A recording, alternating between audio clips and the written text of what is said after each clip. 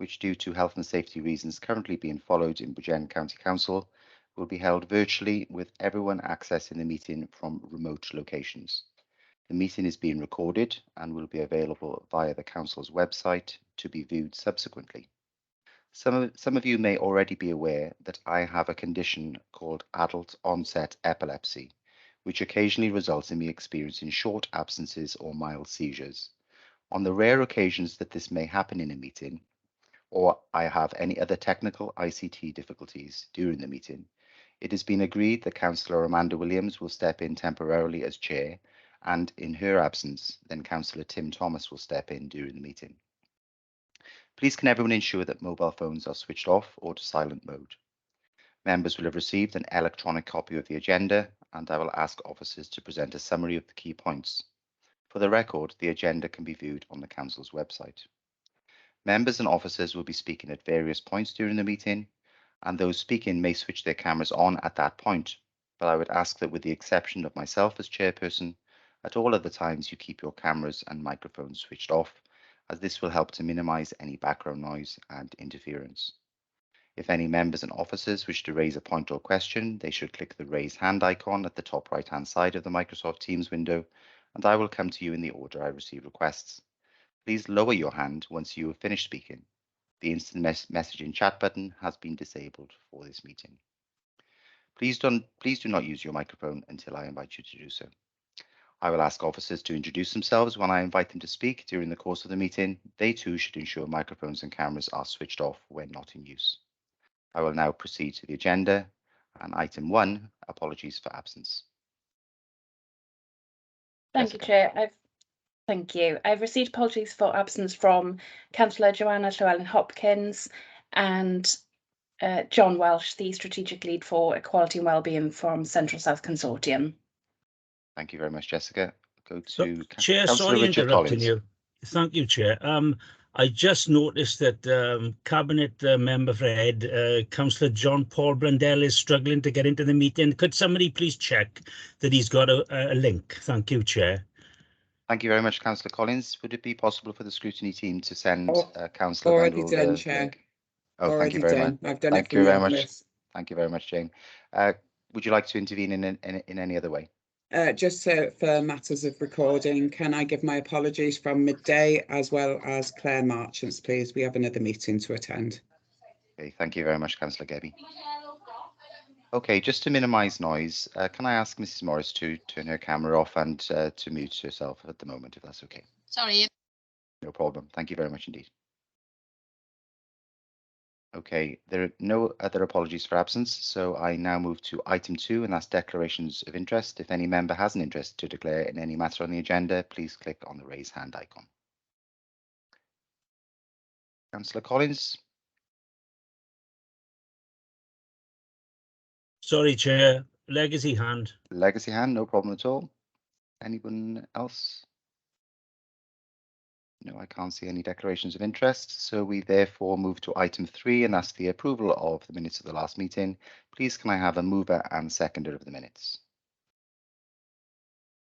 Happy to move them. Thank you, Councillor Williams. Happy to second. Thank you very much.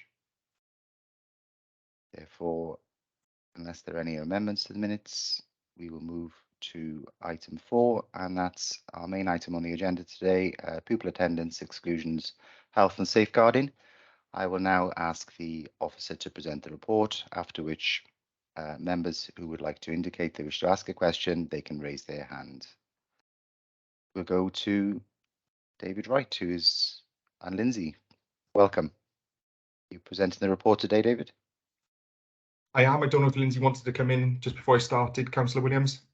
Yeah, Lindsay, are you happy to introduce the report first? Thanks, Chair. For the purpose of the recording, I'm Lindsay Harvey. I'm Corporate Director, Education and Family Support. With your permission, I'll hand over to Dave Wright to lead us through the report, Chair. We will have contributions during the report, if it's okay with you, from Mark Lewis and Michelle Hatcher, and obviously officers are on hand to answer any questions or observations. Thank you, Chair. Thank you very much, and I'd like to welcome all invitees as well, but now I'll hand over to David to present the report. Thank you. Thank you, Chair. Morning all. My name's David Wright and I'm Group Manager, Vulnerable Group Support in Bridgen's Education and Family Support Directorate. I'll take us through the report today and I'll start us off at the top of page 7. Background to this report, down at 3.1, obviously following COVID-19 and the impact of the pandemic, the last academic year was the first full school year really that schools have managed to remain fully open, delivering face-to-face education to our learners in Bridgen. But obviously, even throughout that 12-month period, that period of time, it's still been a challenging time for schools in terms of maintaining the education delivery linked to staffing issues, COVID issues, etc., etc. And ultimately, even though normal life is resuming, I think we're now starting to see the true impact of COVID-19, the cost of living crisis in terms of pupil attendance, exclusion, health, safety, and safeguarding. So taking us to the top of page 8 and looking at safeguarding in schools specifically, and at 4.1, you will see that we introduced a piece of work with schools in June 2021, looking at Eston's safeguarding audit tool, which in essence was a piece of work where which was undertaken to ensure that schools felt confident in their safeguarding approaches and the robustness of their procedures in delivering safeguarding support to learners within the school environment. The audit tool delivered by Eston had a number of questions across the kind of tool, with 50 in total. And as you can see at 4.2, schools were very confident in terms of their safeguarding approaches and confident that they were delivering safeguarding as safely and effectively as they possibly can to their learners within the school. The audit tools were shared with ourselves within the local authority to act in essence as a critical friend and to review the audits and ensure that any questions or queries that we identified from a local authority perspective were placed back to schools to review and consider in terms of their overall ratings. So as you can see at 4.4, a number of strengths were identified within the audits from within the school world, and in particular around the safeguarding practices and procedures and the implementation of the breadth of policies that were in place within the school environment. And that ranged from the safeguarding policies and processes through to online safety, bullying and behaviour policies as well. 4.5, 4.6 and 4.7 again demonstrate further kind of strengths that were identified within the audit tools, and in particular that all schools, whole school training, the designated safeguarding lead training were all undertaken and schools were fully compliant in terms of that support.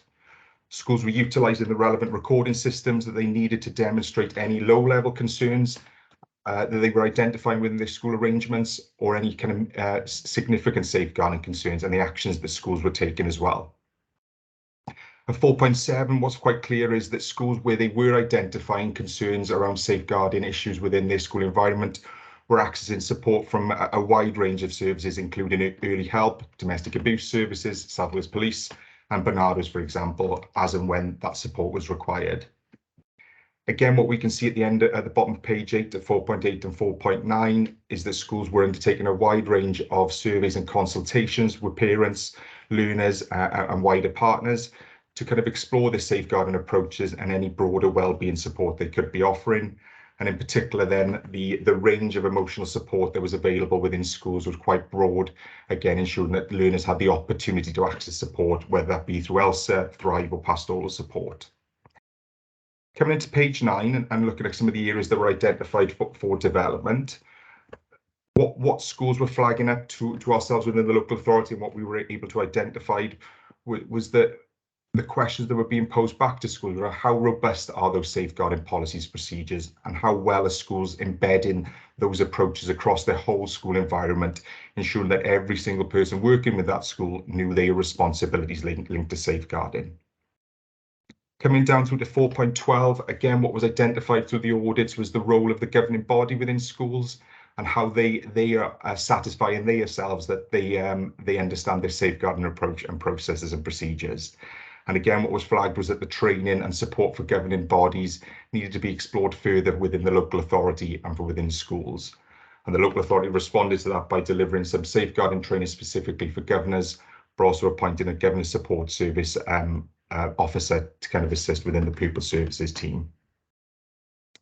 Coming down to 4.13 and 4.14-15, further work that was identified by schools and supported by the local authority was increasing the voice of children and young people and families within their safeguarding approaches and again demonstrating how that work then was embedded across the whole school environment. Moving forward over the next 12 months, the local authority will continue to work with school around their safeguarding audits, and we'll be exploring emerging kind of research and trends that Estyn identified, in particular around themes such as peer-on-peer sexual harassment and abuse, online safety, attendance and exclusions as well. So come down to page 9 and looking at pupil behaviour within schools, which follows on from our safeguarding audits. I think, again, it's safe to say that pupil behaviour is becoming an increasing concern for schools at this moment in time, as it is for the local authority. And what schools are certainly dealing with is evidence that behaviour is becoming more problematic within the school environment, leading to increases linked to fixed-term exclusions and permanent exclusions. Just coming down to page 10, what we can see is obviously fixed-term exclusions within schools have increased over the last 12 months, sorry. And similarly with permanent exclusions also, we've seen an increase over the last 12 months linked to permanent exclusions. Those issues are very much related to violent and aggressive behaviours that schools are witnessing between peers, but also directed to adults at the same time, and ultimately leading to those increases within fixed-term and permanent exclusion.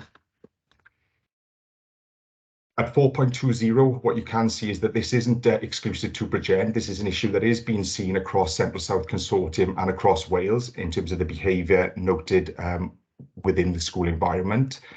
It's believed that part of this is due to the pandemic, and anecdotally, the conversation that we're having with schools and across the region is that there's a feeling that children are struggling really in terms of communication, relationships and behaviour ultimately, which is leading to lots of these violent, aggressive and disruptive kind of behaviours that schools are then trying to manage. The local authority working closely with schools around this agenda in terms of the communications and relationships team, early help services, to see how we can all respond to this increasing trend in terms of concerning behaviour that is being witnessed within the school environment. I'll hand now to Michelle Hatcher, if that's okay, to look at the mental health support available within schools. Michelle, over to you.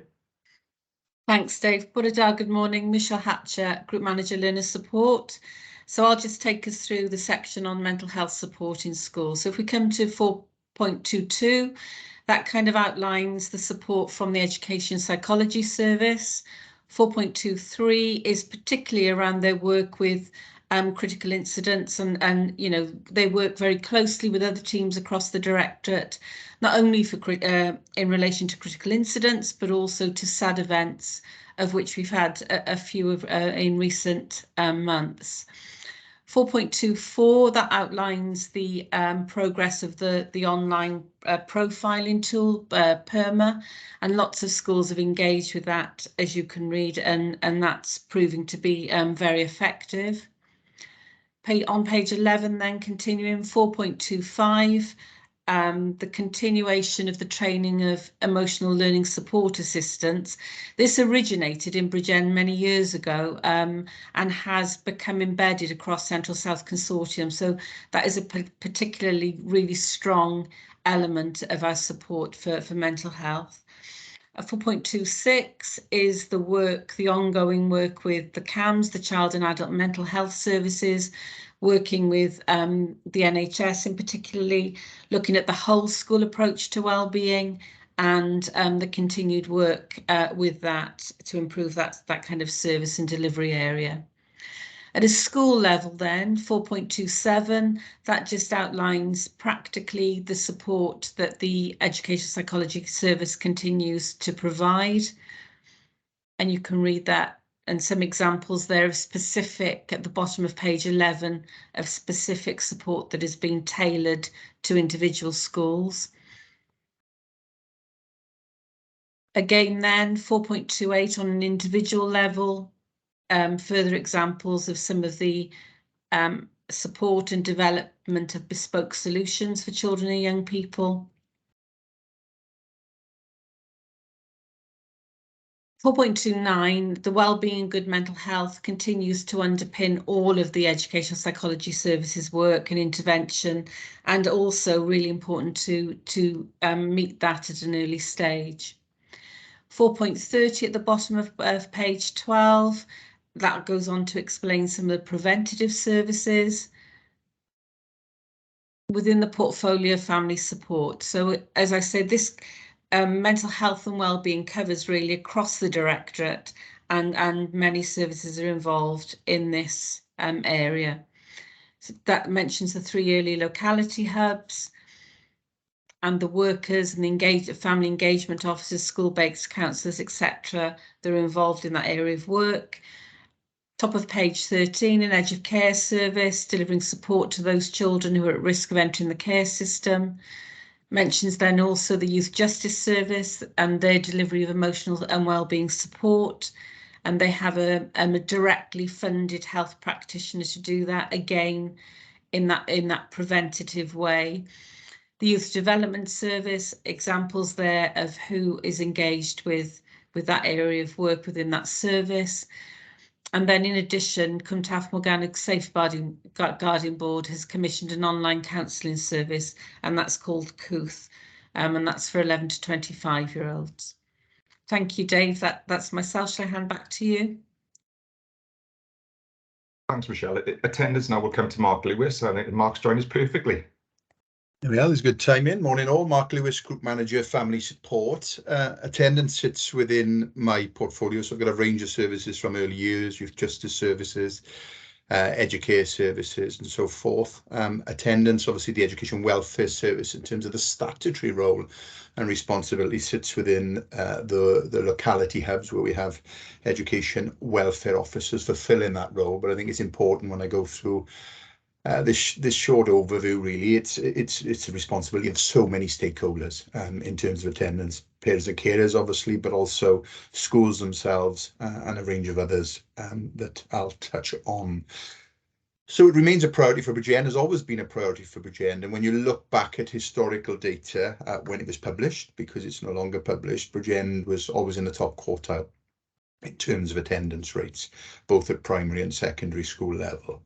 What both Dave and Michelle have alluded to, it won't be a surprise to members, is the pandemic has had a negative impact in terms of school attendance, and that's what we're working through and managing at the moment with schools and other stakeholders. So in terms of the data, in terms of the report itself, I won't go through it in detail, but you can see the reduction in school attendance. Primary, just for the recording, really was 94.8%. back in school year 18-19, and that reduced in terms of the school year gone 2020-21 to 90.1%, so a reduction of 4.7%. And in the same manner, secondary attendance reduced from 94.1%, even more so than a drop off 86.5%, so that's a reduction of 7.6 percentage points, so it's quite significant. So I guess the question is, what are we actually doing about that to improve school attendance? And I'm not going to go through it, you'll be glad to know verbatim, but you'll see in the report a variety of initiatives. Those of you who maybe viewed the social media campaign, which is the start of a social media campaign, which I'm happy to elaborate on maybe through questions, you would have seen on the local authorities Facebook posting that we were looking to encourage and promote the benefits of school attendance more recently, but we're working with colleagues in corporate comms to ensure we've got an ongoing attendance campaign, really, from banners to social media and other forms really of communication. So you'll see at the bottom, sorry, at the top even of page 14, the task and finish group, which I chair, that's made up of representative head teachers, education welfare officers, representatives from the consortium and so forth. So we've had 2 meetings of that, and the outputs really are to obviously drive up school attendance. We need to revise anyway a school attendance strategy, but within that, quite a detailed action plan will come out of it. So we see that as a positive move. Clearly, we're only sort of 6 weeks back really into the school year, so we'll see what impact that has later on. But revising that strategy and working on a variety of initiatives, including that marketing campaign, which is in the bullet points there. So an attendance strategy will ultimately come back for endorsement and likely go through, I would imagine, the scrutiny process as well, and that's a local authority attendance strategy for January 23 through to December 2025.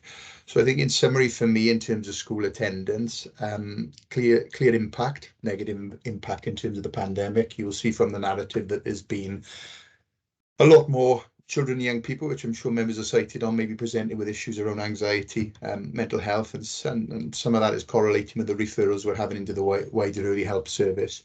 But we're working closely with parents, carers, and other stakeholders really now to try and return to a more structured pattern where these young people can attend school on a far more routine basis. So that's probably it from me in terms of school attendance. Chair, happy to take any questions. I suspect Dave may want to come in on that care experience element that follows. Thanks, Mark. Yeah, I'll continue if that's okay, Chair, through the rest of the report on care experience children's education and referrals into early help. Just an overview really within the report next, towards the bottom of page 14, in terms of the support available to care experienced children, their education alongside schools and alongside children's social care. So at 4.38, you can see the local authority provides a bespoke support through the Our Education Engagement team.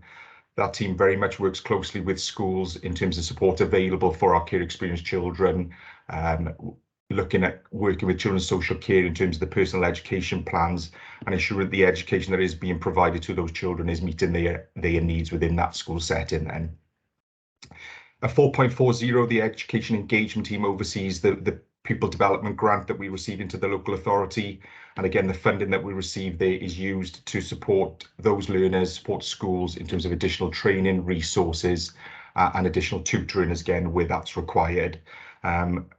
We are working closely with children's social care at this moment in time, as Scrutiny will be aware of the corporate parenting agenda, and in particular really wanting to get care experienced children's experiences within education in Bridgend as to how they find that, and if there's what's working and whether there's anything that we could do differently to support that process.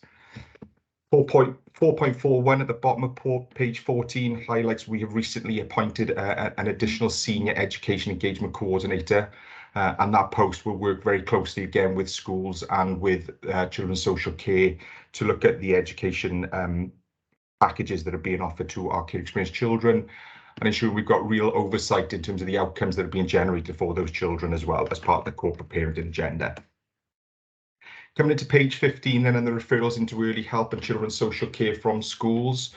I think as we've alluded to throughout the course of this report, clearly there are challenges for lots of children, young people and families in Bridgend and across other local authorities in Wales at this moment in time, linked to the impact of COVID and the cost of living crisis, etc.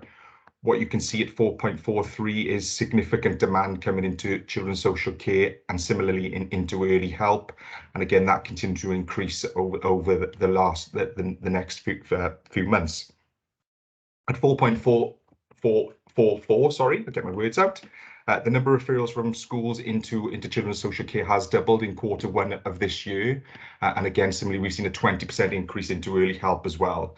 So again, a lot of the reasons for those referrals reflect behaviour challenges within the school environment, concerns around parenting, neglect type issues, and issues linked to physical abuse as well. So lots of challenges for children's social care and early help in responding to that demand. But certainly from an early help perspective, close working arrangements with our children's social care colleagues, reviewing processes and practices around that to ensure we continue to respond to family need in a timely way. The final section of the report, and then I'll hand back to you, Chair, if that's okay, is just linked to the free school meal implementation and the universal aspect of that. Scrutiny will be aware in December of last year, Welsh Government announced that all primary school children in Wales will get free school meals by September 2024. For us in Bridgend, as highlighted at 4.47, that work has commenced, with us being able to offer all reception pupils universal free school meals from September of this year, and then looking at year 1 and year two from next year onwards, September 2023. The aim of which obviously to ensure that all primary school pupils receive free school meals by September 2024, but clearly there are challenges to this in achieving it due to staffing and resources available. However, the local authority will continue to work with partners to see and try and commit to this within the timescale set by Welsh Government. I'll pause there, Chair, if that's okay, and I'll hand back to yourself whether there's any questions for the committee. And back, thank you. Thank you very much, David. Thank you to Lindsay, David, Michelle and Mark for that effortless relay race through the report. It's a very comprehensive report. Thank you very much. Just a note to members and invitees that we'll be using the public document pack today for referencing our questions, and that will ensure that everyone has the correct page numbers and paragraph numbers. And we'll probably take that in a logical in a logical approach, like the presenters did in referring to different sections rather than going back and forth through the report. But I'll invite the Cabinet members, first of all, to make any remarks they wish to do so, and we'll go to the Deputy Leader, Councillor Jane Gebby, first of all. Thanks very much, Chair. I'm conscious that you want to go through the report in an organised fashion. However, I don't want members to miss out on challenging either both myself or Claire throughout this process. Firstly, can I thank officers, because I appreciate that's an awful lot of work. I do have a couple of comments, and I think it's worth drawing members' attention to 4.43. I start indicating how much more demands that we have on our services. And I think I'm saying that because we're all aware that we're all going into budget discussions. So this is a statutory provision. We have to provide it. There is no choice, but we're looking at budgets. So I wanted to raise that with members because actually that's quite indicative of where we are in social services. And it doesn't matter if the demand is there, then we have to supply it irrespective of the cost. And I always tell staff teams, even when I was working in social services myself, do not worry about the money. That is for us to worry about. And now I'm worrying about it. So I'm impressing on members the worry that I have around the budget in social care particularly. I also wanted to raise some concerns regarding the data benchmarking arrangements that we have within the authority. I don't think they're sufficient or timely enough. That's a piece of work that's going on in the background, but just to reassure members, I am on the case. And I suppose the other question that I do have for officers, when we consider that the amount of exclusions that we have at the minute for violent and aggressive behaviours as part of the pandemic, then I think there's a call for all our education practitioners to be trauma informed. Because if we're saying that all these children are experiencing trauma, I think there's a need to be a bit more social services, because I appreciate this is sort of cross-cutting across two directorates, but I believe that education staff need to be a bit more trauma informed to work with these young people. And the other thing I would ask of officers is how timely are referrals dealt with? How long is a waiting list? An example would be, we've got Cooth being delivered, which is the online provision that they referred to, that's in collaboration with Cumtaff Health Board. I'd like to know how long those waiting times are, because if we're saying that young people have to wait 12 months, we might be too late by that point, and then they're already in care. So we need to look at our educare services. We need to look how we're delivering them. But we are doing that work behind the scenes, Chair. Okay, thank you, Councillor Gebby, for those comments. Bring in Councillor John Paul Blundell. I think you're on mute, John Paul. I can't hear you anyway, I'm sorry. And now you're frozen. Can you hear me now? Yes, I can hear you, but Right. you are frozen. But that's Well, something which, at least I'm frozen in a semi-dignified position, Chair. I thought it was working. I thought I had it working from last Friday, but nope, it seems to have gone again. Something for IT to fix, I think. Sure. Okay, and I won't go through the report verbatim as officers have done, but I just wanted to add, as has been pointed out, this is not just a Bridgend issue. This is a Wales-wide, UK-wide issue. I think, when you look at how the world has changed since the pandemic, and I think we sometimes forget how much children had to go through at a very early age. And I think, here we go, as governors, as members of the public, as councillors, I think we need to be mindful that the decisions that were made have had impacts on children's lives and children's mental health. And we are working with schools, as governors will know, to make sure that we give every child the best chance possible coming out when they do leave education at the age of 18. So I just wanted really to point that out, and just reiterate those points, actually, that it is a Wales-wide issue. We are working together with partners across Central South. There's Lindsay, who's the director lead now, and as well on an officer level and with cabinet, and also as school governors, we all must work together because it is it's going to be a massive change, and it's going to need everyone pulling together in the same direction. So I'm now going to take my camera off because I'm looking rather lost. So I'll leave you there. Thank you, Chair. Thank you very much, Councillor Brundle. I'd like to invite either Lindsay or Claire or both to comment on what the Cabinet members have said, and then we'll move to questions. Do you have anything to add, Lindsay or Claire, or are you happy for us to go to members? Thanks, Chair. Just one comment. I think the comments made by the Deputy Leader are spot on. I think there are huge pressures on the system. I think budget is going to be a very challenging one going forward. I think the one thing I do want to pick up, and Claire will come in from the social care point of view, is that the Deputy Leader mentioned about training for staff. Now, as a former teacher myself, obviously you're going to hear me saying a lot about the need and the benefits of training and professional development. There is an extensive professional development process in place, not just from Central South, but also from the local authority. One session was actually held prior to this meeting this morning, Chair. So a comprehensive picture, and what we always do is we work very closely with teams to make sure if there's any additional training that we believe schools will benefit from, we'll add them in. So the plea really through you, Chair, and through Scrutiny is if, for example, you see a need as the Deputy Leader has just identified, we're all ears, and we'll make sure that we build that into the programme, because obviously we're very keen to react positively to any recommendations from Scrutiny. Thank you, Chair. Thank you, Lindsay. Claire? Yeah, just three quick points, if I may, Chair. I'm Claire Marchant, Corporate Director of Social Services and Wellbeing, and the Statutory Officer for Safeguarding in the Authority.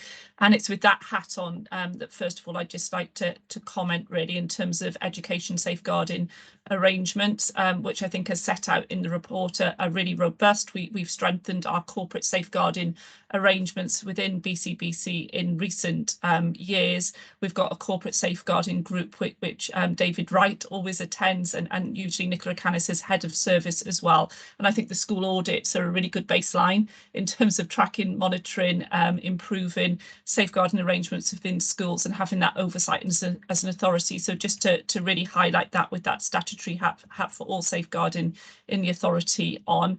The second point I think I'd like to make is around care experienced children. A really important part of this report is around the education experience of our care experienced children. This is obviously a key interest to our Cabinet Corporate Parenting Committee, and reports from education coming up as their roles as corporate parenting into that meeting. We've recently strengthened our corporate safeguarding arrangements through an operational board chaired by the Deputy Leader, and really that responsibility of all partners to support care experienced children, those care experienced children for whom we've got corporate parenting responsibilities.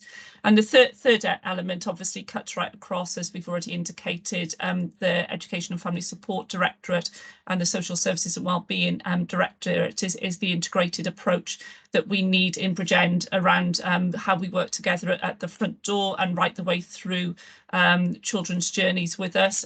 You know, significant levels of need that we're experiencing, significant and unprecedented increases in referrals through our front door, and that's translating for us in children's social care in higher numbers than we've ever experienced before of children open to us and on a care and support basis, highest number we've ever seen in Bridgend of children on the Child Protection Register. And these whole systems only work if all parts of the whole system are working effectively together. So particularly that relationship in the safeguarding hubs and localities, that step down and step up between early help and care and support and child protection needs to be absolutely seamless. And similarly, that decision making and that seamlessness at the front door needs to be absolutely seamless. So there'll be a further report in due course coming into Scrutiny 1 around the review we've been doing around information, advice and assistance and how we work together. But the team around the child, the team around the family needs to operate as if it is one system, regardless of how it's managed across the authority in the context of the amount of need and demand. And officers from my directorate are here alongside Lindsay's directorate if there's further questions after I've left the meeting. Thank you, Chair. Thank you very much to Lindsay and Claire for providing that context following the Cabinet members' interventions. That's very useful. We're now going to go to the report and general comments on the report rather than specifics, because we will be looking at each section in detail. And I know that Councillor Melanie Evans and then Councillor Martin Jones have some general comments to make. So I'll call Councillor Melanie Evans first. Firstly, thank you, Chair, and thank you, officers, for the informative report. I mean, it's great to hear that some of the inventions you are doing to tackle some of the concerns and issues. My concerns are quite a vast range over the topics that are being discussed today. Okay, so that is pupil attendance, health, well-being, safeguarding, free school meals, etc. So I am concerned that as we are in the cost of living crisis, how it will impact further and hinder all children's and public's health and well-being. I'm concerned about the condition of some of the educational facilities. I have seen a pole holding tarpaulin up as it's been unable to identify a water leak. I'm concerned due to the cost of living crisis, public are not going to be able to afford to run their cars, resulting in children having to walk 2 to 3 miles to school in winter months. I am concerned attendance levels will get worse as children don't want to walk or get ill due to sitting around in the classroom wet and cold. I'm concerned we are expecting public to make informed decisions by reading policies of which I believe the wording on some policies is such you would need to be a Philadelphia lawyer to understand. I'm concerned around the implementation of free school meals given the lack of resources and difficulties in the hospitality industry. I am concerned that in order for pupils to achieve the grades, teachers are unable to accommodate this through their working week and having to resort to going into school on weekends to teach. I think it's fair to say that I'm really concerned about the efforts the cost of living crisis is going and continue to have on all public's health and well-being. Therefore, I would appreciate you taking these concerns into consideration and to help understanding, advise what reassurances are intended to alleviate the concerns. Thank you. Thank you, Councillor Evans. There's obviously a wide-ranging set of concerns and questions there which cover the most of the Education and Social Services Directorate. Would you like to make any general comments? Anybody, Lindsay or Claire, or perhaps one of your officers? Thanks, Chair, and just thanks, Councillor Evans, for the very helpful comments there. I'll pick up on a few because I think that there are key issues here, and I agree with Councillor Evans on many of the points that Councillor Evans has raised. I think with regard to the building maintenance, I'm sure members will be aware there's a comprehensive review of all of our buildings that's undertaken on a regular basis. And as with all of the local authorities in Wales, there will be backlog maintenance concerns with all of our buildings. And this is no different in Bridgend than other local authorities. But again, what we would do, we work very closely with Communities Directorate colleagues, especially within the corporate landlord team, to make sure wherever possible these are met as expeditiously as possible. The next comment that Councillor Evans has raised is with regard to home to school transport. Members will be aware that Bridgend County Borough Council currently operates one of the most generous home to school transport policies in Wales, and our policy is certainly in line with Welsh Government expectations. One of the things that we are waiting on is a review of the home to school transport policy the Welsh Government have committed to within this Assembly term. So clearly we're waiting to see what comes out of that. By view of additional information, it might be helpful just through you, Chair, to know that the Association of Directors of Education in Wales convened a meeting last week that I chaired actually with regard to home to school travel. And again, these issues are being faced across Wales, and you'll be aware of the multitude of issues that are associated with that in its round. Councillor Evans touched upon policies. Obviously, we're always looking to refine our policies to make sure that they are user-friendly, but I can confirm in this meeting that our policies are compliant, and they're compliant with Welsh Government expectations, and they're aligned with the Welsh Government policy. And the last one, I'm just a bit alarmed to hear from Councillor Evans with regard to teachers teaching on the weekend. I'm not aware of that. So if Councillor Evans can point that out to me, obviously I'll look into that because clearly that's unacceptable. Thank you, Chair. Thank you, Lindsay. And if Councillor Evans can tackle that offline with you, that would be useful. I'll now call the Cabinet Member, Councillor John Paul Blandwell. Thank you, Chair. I won't put my camera on because I'll just freeze again in some awkward position.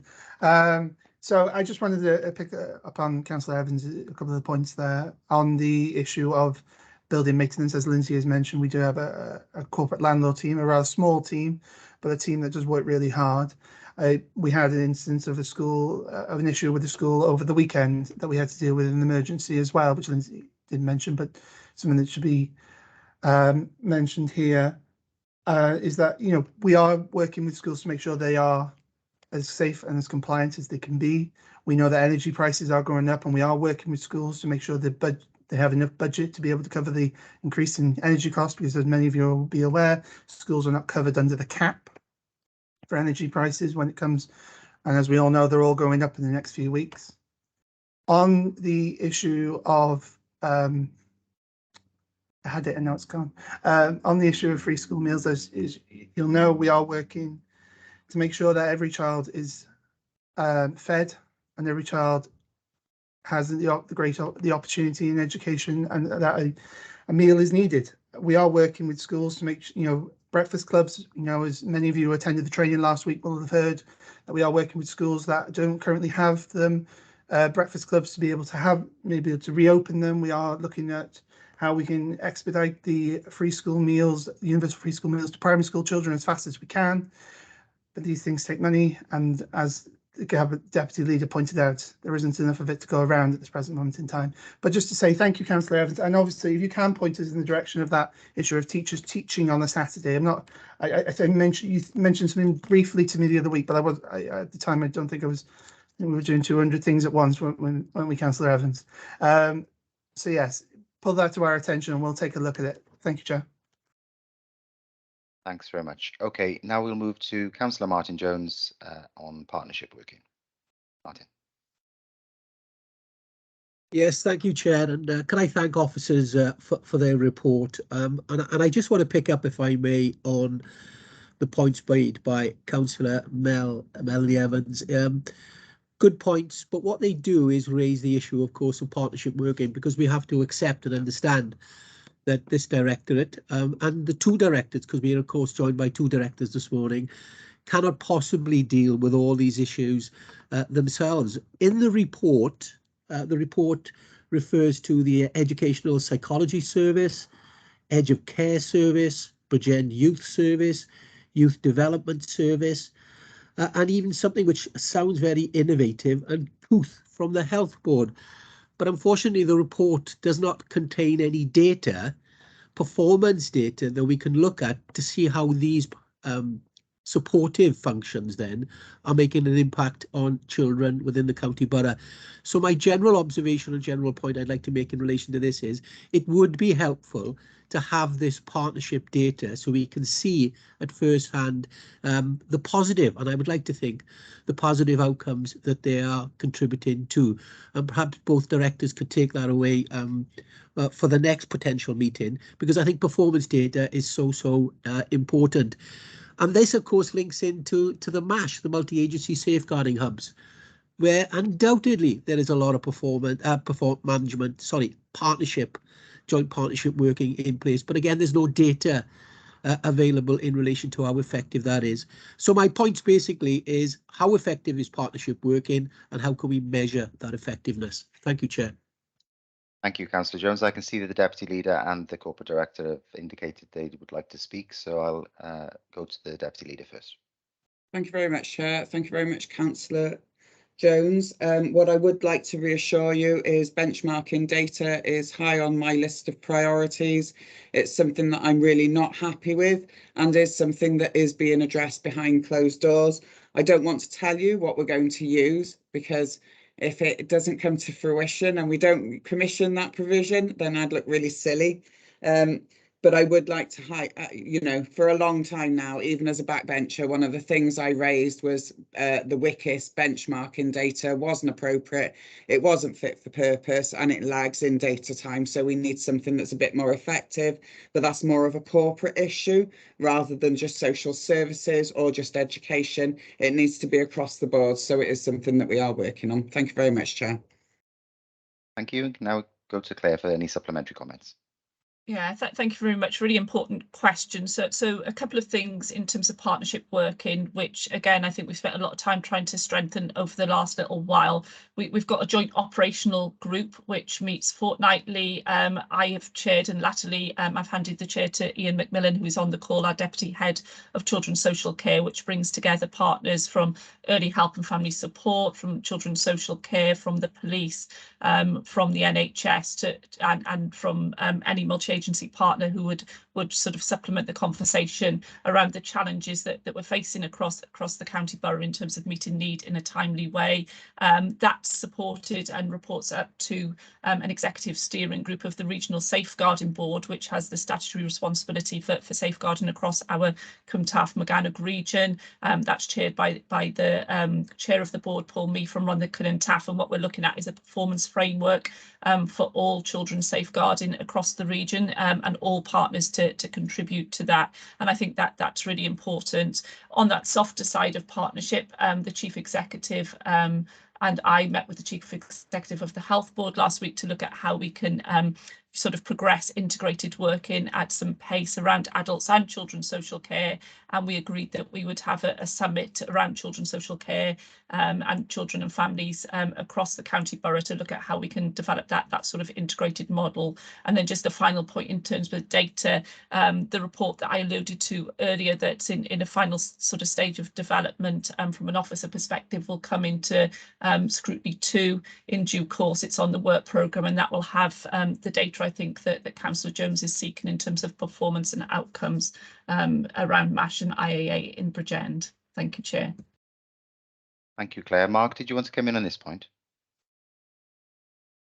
Yeah, if I could, Chair, just a quick point, really, back to Councillor Jones's comments around performance data. There is a plethora of data available. In fact, as an example, corporate parenting this week, Educare Services is one of the services referenced in the report. There's quite a detailed report going to corporate parenting around the outcomes really there, which are very positive for Educare Services in Bridgend. And I'm sure members will know that you know, particular services, you know, within that portfolio have received sort of social care accolades and so forth. So not that we're for it, you know, so there is in summary a range of data that we can provide linked to the sort of many of those services.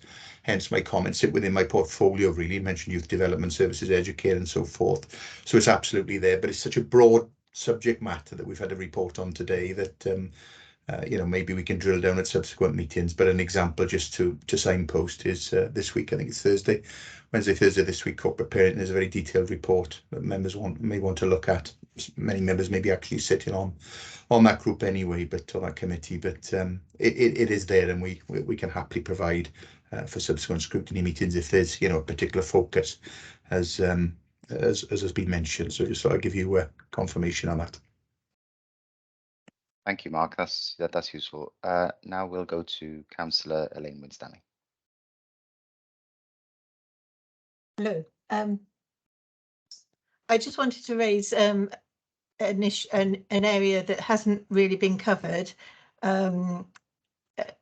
particularly well, and how the provision of school transport affects the safeguarding and the attendance and the mental health agendas, because I've heard some hopefully isolated incidents of where people are being bullied or ostracised due to either the provision or lack of provision of a bus pass. And I'm quite concerned that we can work quickly to stop that sort of thing happening, and maybe we need to have a look at how that policies affect the safeguarding agenda. Thank you. Thank you very much, Councillor Winstanley. You've got Councillor John Paul Blundell and Lindsay that would like to come in on this point. Thank you, Chair. Thank you, Councillor Venables, for the question. As you know, we attend, Councillor Venables and I were at public meeting on home to school transport on Friday evening, where a number of parents raised a number of concerns and possible bullying and mental health issues, as Councillor Venables alluded to. Just to add, we are waiting for the review, as Lindsay has said. I've been meeting with the Minister on Wednesday afternoon with our constituent, Bridgend's constituency member of the Senate, Sarah Murphy, where we will be talking to him about these issues and about how, and it's not just a Bridgend issue again, it's a Wales-wide issue. All 22 local authorities are in the same boat on this. So we are working and lobbying to make sure we get that review done quickly, because it needs to be done so we know where we stand going forwards, and so that we can effectively plan going forwards. And the same across the county. But we are working with trying to figure out different ways of doing it, but hopefully that's for future scrutiny. But just to put Councillor Venables' mind at ease there, that we are taking all these things forward. Thank you, Chair. Sorry, I was on mute then. Thanks very much, John Paul. Go to Lindsay now. Thank you, Chair. Just on that issue, to provide the committee with some background, really, with the no pass, no travel. You'd be aware that we introduced this 3 years ago now, and the main reason we introduced it is really looking at the cost of home to school transport and make sure that we only provide school places for learners that are eligible for that transport. So again, it's a policy that's been in place for some time. Some of the issues that are raised with us, especially at the start of the year, with regard to pupils who don't have passes or pupils who forget their passes. This is especially with the younger learners that move into secondary school settings. We do have the first 2 weeks of term, we don't really enforce it, just to make sure that we get these learners onto the bus. But again, going forward, it's a policy that's quite established, and we do that. I was obviously quite alarmed to hear the point the council has raised with regard to bullying in respect to this. We have a zero tolerance policy with bullying, as you can imagine, Chair. So again, I've not heard anything about that. So if the councillor can refer that to me following this meeting, she has my absolute assurance that would be dealt with personally. Thank you. Yes, if Councillor Winstanley can take that up with you offline, that would be helpful. Robin, would you like to come in on this point? Yes, thank you. Just to follow up from what Lindsay was saying in terms of the zero tolerance approach. And good morning to the committee, Robin Davis, Group Manager, Business Support. We have taken a very strong line with pupils misbehaving on our school transport, and we work very closely with schools. They do obviously communicate issues of poor behaviour when it's reported to them. And the Welsh Government review will include, I understand, a review of the behaviour code as well, which obviously is the legislative framework that the local authority is able to use to sanction poor behaviour on home to school transport. So I think obviously we will wait the outcome of that review and what additional powers may be forthcoming from Welsh Government for local authorities then to discharge. But just to ensure Councillor Winstanley, if as a local authority we are advised of poor behaviour, bullying or anything else on our school transport, I know we do have reports from operators and schools. We do act very quickly to put in place appropriate measures around the perpetrators. So just some reassurance there. But thank you for the comments. Thank you very much, Robin. Councillor Amanda Williams, please. Thanks very much. Before I start, oh, my camera doesn't seem to be working either, and it was working this morning earlier, so apologies for that. Are you going to be going through the report section by section after this as well? Because I've got, unfortunately for everyone here, I've got 2 A4 pages of questions. Yeah, but sure. No, what we're going to I'll do, Councillor Williams, is go through the report section by section so that we don't flip back and forth, if that's okay. So if you've got any general comments on the report, please make them now. So I picked up some general comments, but I need to firstly give apologies for Councillor Dave Harrison. I thought his access had been sorted by IT, but he's still trying to get his access sorted since 9 o'clock this morning. So he's almost there, whether he'll join us later on, but he can't access anything, any Teams meetings or anything.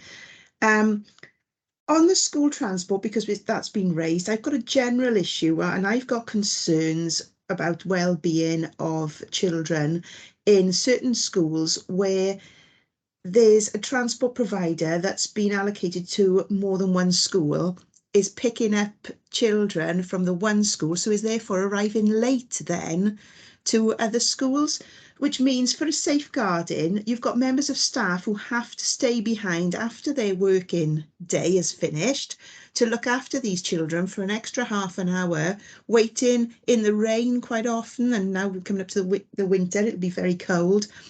And I think there's an issue there with regards to the well-being of those children who have already done a full day's work and not getting home then until late. I've taken that up with the chief executive, but I think we need to look at that as well when we're looking at school transport. So I just wanted to raise that as we discussed the whole school transport bit.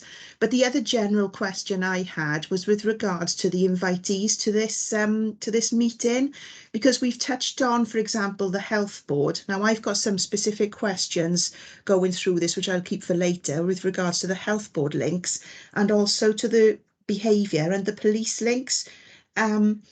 So I'll bring those up as we get to those sections, but I was wondering if any of those were invited to this meeting. And that's my general questions. Thanks. Thank you, Councillor Williams. I don't know whether Meryl can intervene and ask about invitees. I think we were the ones, I suppose, as committee members to suggest potential invitees. So maybe we can pick that up again. But on the substantive point, Robin may be able to answer your issues regarding home to school transport. So I'll bring Robin in first. Thanks, Chair. Thanks, Councillor Williams. There's nothing that prevents an operator from utilising its fleet constructively, obviously, to undertake its business. But the one thing, obviously, we don't allow operators, if they were to do double runs, as we call them, to affect the delivery of school transport in terms of the timing. So we would expect an operator to adhere to the timing of contracts on the basis of obviously the start and the end of the school day. So if there is an issue about timing in our contract and our terms and conditions, we can issue warnings, and we can obviously reprimand operators on the basis of poor performance. And the timing of the contract is an element of poor performance. So if we are finding, Councillor Williams, that is happening on a consistent basis, and it's because they're utilising their fleet to do other contracts, maybe differences in terms of the timings of those contracts, then we will obviously take action. So I'll be, keen to investigate any allegation, and we do on a regular basis have those comments from parents, which we investigate, and some of it is to do with traffic and sort of roadworks, but some of it is because how they use their fleet, and so I'll be more than happy to investigate any of those instances. Thanks, Chair. Okay, thank you, Robin. Meryl, would you like to make any comments on the invitees? Yes, Chair, thank you. I think when we asked about what invitees were requested for this report, we talked about the relationship between the cross-cutting issue then overlapping with social services and wellbeing, and the importance of having both cabinet members here and the invitees from IIA because of the referrals from schools then onward and what happens there. So I think we've got people from those services here. We haven't got anybody from the health board here, just to clarify. I think if there are any comments which need to be directed to either the health board or the police, I'm sure we can communicate those to them offline. I'm conscious of the fact that the deputy leader and the corporate director for social services has to leave, but I know that officers within that particular directorate will remain with us. So I'd just like to thank both Claire Marchant and the deputy leader, Councillor Gebby, for their attendance. Is there anything else you'd like? Chair. Is there anything else you'd like to add before you leave? No, thank you very much, Chair. Thank you very much. Thank you, Claire. Okay, unless there are any further general comments, we'll now go to the different sections of the report. And the first section is safeguarding in schools, and that's paragraphs 4.1 to 4.15 and pages 8 to 9. If you have any questions on this, please raise your hands. Councillor Williams. Thanks very much. Apologies again, my camera's not working. I've got a number of questions on safeguarding. If I start with the safeguarding and the rise in referrals, I believe we've got a couple of head teachers or school teachers as invitees, and I don't want to drop them in it, but I was wondering if we could have, as a governor in 2 schools, I was wondering if we could have something from them with regards to the impact it's having on schools and the number, because I know from my own experience as a governor, it's really significant now, and there's a lot of members of staff who are now taking up a lot of their time just simply dealing with safeguarding referrals day in, day out. So I wondered if we could have that. Do you want me to go on to my next couple of questions on this area? Well, we can take that first. If any invitees from the schools would like to pass comment, they're welcome to do so if they raise their hand. They don't seem keen, Amanda. Oh. Okay. Oh, there they are, they come in. Yeah. Okay, we'll go to Mr. Bailey first. Hello, good morning. Richard Bailey, Brinketham Primary School head teacher. Yeah, no, I would just agree. The number of safeguarding referrals we're putting through, on average, I'd probably say at least 1 a day, and then regular contact with social services as well. So it is taking a large amount of time, but obviously safeguarding is extremely important and we take it very seriously, but it is very time consuming. Okay, thank you, Mr. Bailey, for your thoughts. Mrs. John? Good morning, everyone. Yes, I'm Catherine John, head teacher of Brackett Primary and also chair of the Primary Federation. So a lot of what I'm probably going to say is I'm speaking on behalf of primary schools across Bridgend. So I know Richard is the vice chair of the Federation as well, and many of our Federation meetings are taken up with safeguarding issues. And I know we've met on several occasions with members, officers from the teams. Just to reiterate really what Richard has said, it takes up a significant amount of time, you know, attending Marek, Strat meetings, core groups, conferences. You know, in our school here, I've had to release a member of staff now out of class for a whole year because between the 2 of us, probably I'd say at least half of our working week is spent on safeguarding concerns. There's obviously a lot of frustrations. You know, I don't know if you want me to go into that now, but there's a lot of frustrations that have been experienced by heads and by schools in particular, which obviously adds to the time that is spent on safeguarding concerns. So would you like me to elaborate there, Councillor Williams? Yes, please do. Yeah, that'd be very helpful. Okay. So again, this is on behalf of the Federation. So we're talking about a lot of schools here. So not just certain clusters. Obviously, different clusters are affected in different ways. But the concerns, unfortunately, are mainly around communication. That is probably the biggest concern for schools. I know I was in designated safeguarding lead training last week with probably about 60 colleagues that are DSLs from their primary schools. And I think we were asked the question of what are the barriers to multi-agency working, and communication was flagged up as no surprise as being number 1.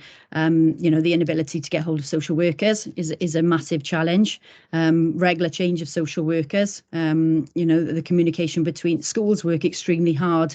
As I'm sure, you know, social services and the care, everybody does. You know, we're all got to be on the same page. But unfortunately, there are concerns with regards to, you know, the number of social workers, the regular changing in social workers, the turnover of social workers, absence rates and so on, which obviously has a knock-on effect then on what is happening in schools. So you know, and I know there are different social workers now that have been drafted in. You know, they have different processes, different procedures. You know, we've had people from Coventry, from London. Last week, somebody mentioned Dorset or Devon. So, you know, they're not familiar with the local area as well and the processes that Bridgend have in place. So, you know, there are a huge amount of challenges behind the scenes on top of the significant amount of referrals that, as Richard has said, that we're dealing with on a daily basis. Thank you very much, Mrs. John, for that insight. I know Ian McMillan's got his hand up in probably would like to respond to some of those comments. So I'll bring Ian in now and then Mr. Davis from Brinteg. Yeah, afternoon everyone. Ian McMillan, Deputy Head of Children's Social Care. No, and thank you for that feedback. Obviously, some of it I've heard before, but acutely aware that there is a changing situation in terms of the fluidity of the social workers we have in Bridgend. As you've alluded to, we've had quite significant numbers of changes in social workers. We've had some challenges in terms of recruitment for social workers earlier on during the year, and we have had to address that by bringing in a managed agency team in respect of our front door within IEA. I mean, one of the positives in terms of that, because of the huge uplift we've had in terms of work, is that we're now over 50% capacity in terms of staffing at the front door. That has supported us as a service to significantly bring down the number of cases and support those families in the way we'd want to. I suppose one of the negatives of that has meant that we've had social workers who have joined us from across the UK, and whilst they brought a wealth of experience, they don't have the same local connections with the areas, and we recognise that. And one of the things that we've also recognised is that with that loss of local knowledge and those connections with the community and those connections with schools in particular, that's a weakness. I think it would be helpful if away from this meeting that some of the broader issues could be discussed in the forum. I'd be happy to attend a meeting with the Federation if that would be helpful, and I'm sure that Laura and Claire and Rihanna, who's on the call, would be willing to attend to, because I think it's really important that we hear about some of these broader matters. Thank you for extending that offer, and I'm sure the Federation will be in touch. We'll go to, I think, Mr. Davis, did you want to come in from Brinteg? Your hand is going up and down, but yep, there you are. Good afternoon, everyone. Thank you, Chair. Good afternoon, everyone. Ryan Davis, Head Teacher at Brinteg. I would agree with my colleagues. We have seen a significant increase in the number of safeguarding referrals in the secondary sector as well. As a school, as an individual school, such as being the increase in the number of safeguarding concerns, we have employed a dedicated safeguarding officer who has come to us as a highly qualified social worker. And she's been with us now for just over 6 months, but all day, every day, she deals with safeguarding referrals and safeguarding concerns. But still, colleagues in school are having to cope with an increasing number outside of our safeguarding needs remit as well. And the situation is incredibly difficult at the minute. I'm very grateful to Ian and the team for the support that we get from social services, and understand the strain and the pressure that they're under. But I would also agree with my primary federation colleagues that communication is an issue, because at the end of the day, we are dealing with quite a fluid and quite an intense situation in schools. And there seems to be a little bit of a delay or a hiccup or a blockage when we're trying to get information and accurate information quickly from colleagues outside who are there to support us. But I also understand the points that Ian has made about the changes in that team as well. Thank you, Chair. Thank you very much for your contribution. Councillor Williams, would you like to come back in on anything before I bring in Councillor Jones? Not on this. I have got other questions on this section, but I'll let you ask Councillor Jones to come in first. Yeah. So there's a break in my voice. Okay, sure. Councillor Martin Jones, please. Yeah, thank you, Chair. It is alarming to hear professionals talk about a significant increase in safeguarding referrals, and I'm not wishing to discuss any particular case, not at all. But if we apply some form of analysis to these referrals, what are the consistent themes? What are schools confronted with? Thank you, Chair. Thanks very much, Councillor Jones. Which officer would like to intervene and take that question? Thanks, Chair. Lindsay. We've got, I believe we've still got Dave and Mark with us. If they were, perhaps they can give, obviously we need to be very careful here, Chair, as Councillor Jones has just alluded to be anonymous. So Dave, if you can just provide a flavour through the Chair, that'd be really helpful. Yeah, of course. I think it's fair to say, you know, we've touched on it throughout the report in terms of behaviour. we are seeing young people presenting with challenging and aggressive behaviours within schools and within local communities. We're seeing that in terms of towards their peers or towards staff as well within the school environment. And ultimately that becomes very stressful and difficult for schools to kind of manage then in terms of that.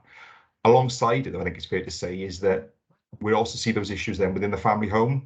So we're seeing lots of parenting kind of challenges, lots of mental health well-being, you know, within families.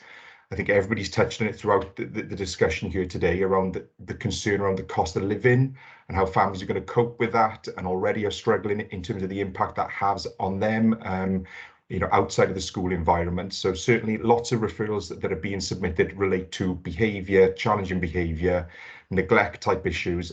And I'm also aware, I'm, you know, working closely with social care colleagues in terms of some of the physical kind of abuse concerns as well then. So challenging times, I think it's fair to say. I think that's been heard throughout the discussion today. But it's certainly the one thing that we are looking at is how do we promote as much information and advice for families and local communities to kind of assist them as best possible with some of these issues. So lots of work being done within our early help kind of teams to look at kind of support services that are available within the local authority, but also what's available nationally or locally as well then. So trying to promote as much that's out there to try and assist, given that we're all recognising the challenges and difficulties that we're seeing then. I don't know if school colleagues want to come back in terms of anything else that they feel that they're witnessing within the school environment, or Mark, if there's anything from additional from an early help or a youth justice perspective. I can come in, Chair, if you're happy, just from a wider perspective. Yeah, who's that? Sorry, Mark, is it?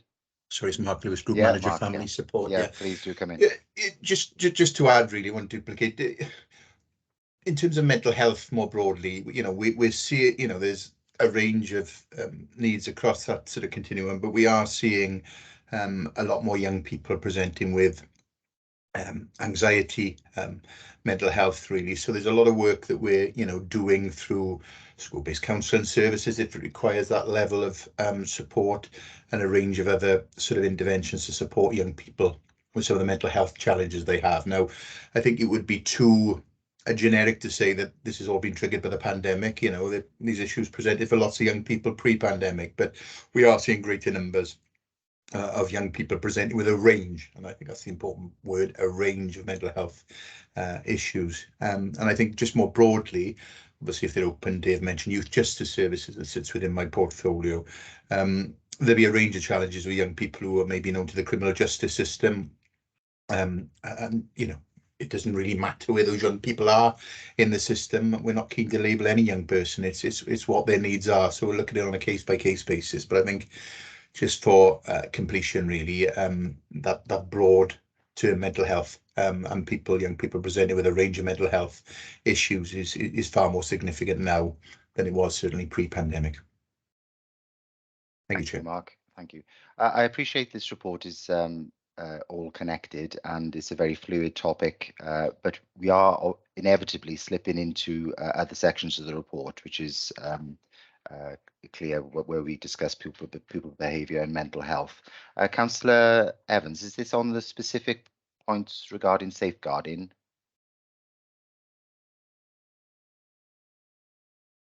Melanie Evans?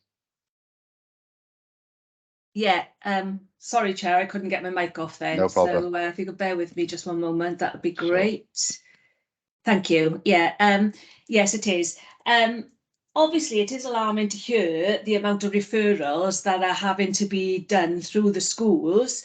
And I was wondering if I could ask sort of like the invitees and the school colleagues here today, what impact the time is being spent doing referrals is having it on the general teaching practice. So what impact doing that time on referrals is having on the general teaching practice, please? I'd love to hear that because that's a major concern.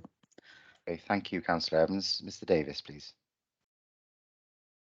I think actually completing the referral itself does take time, and the contact then with maybe the MASH team or the education engagement team obviously takes time, but to be fair, that support is often there. I think really what is more time consuming is the support that we have to offer the individual pupil and their families.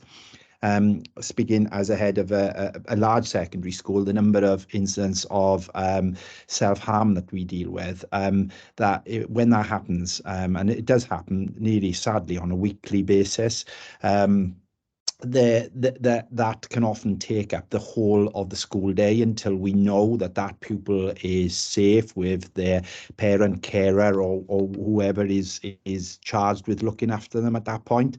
And that does take up a significant amount of time. But the referral itself does take time. But actually, it's the time we spend with the pupil and their families that is even more time consuming. But it's right and proper to do that as well, of course.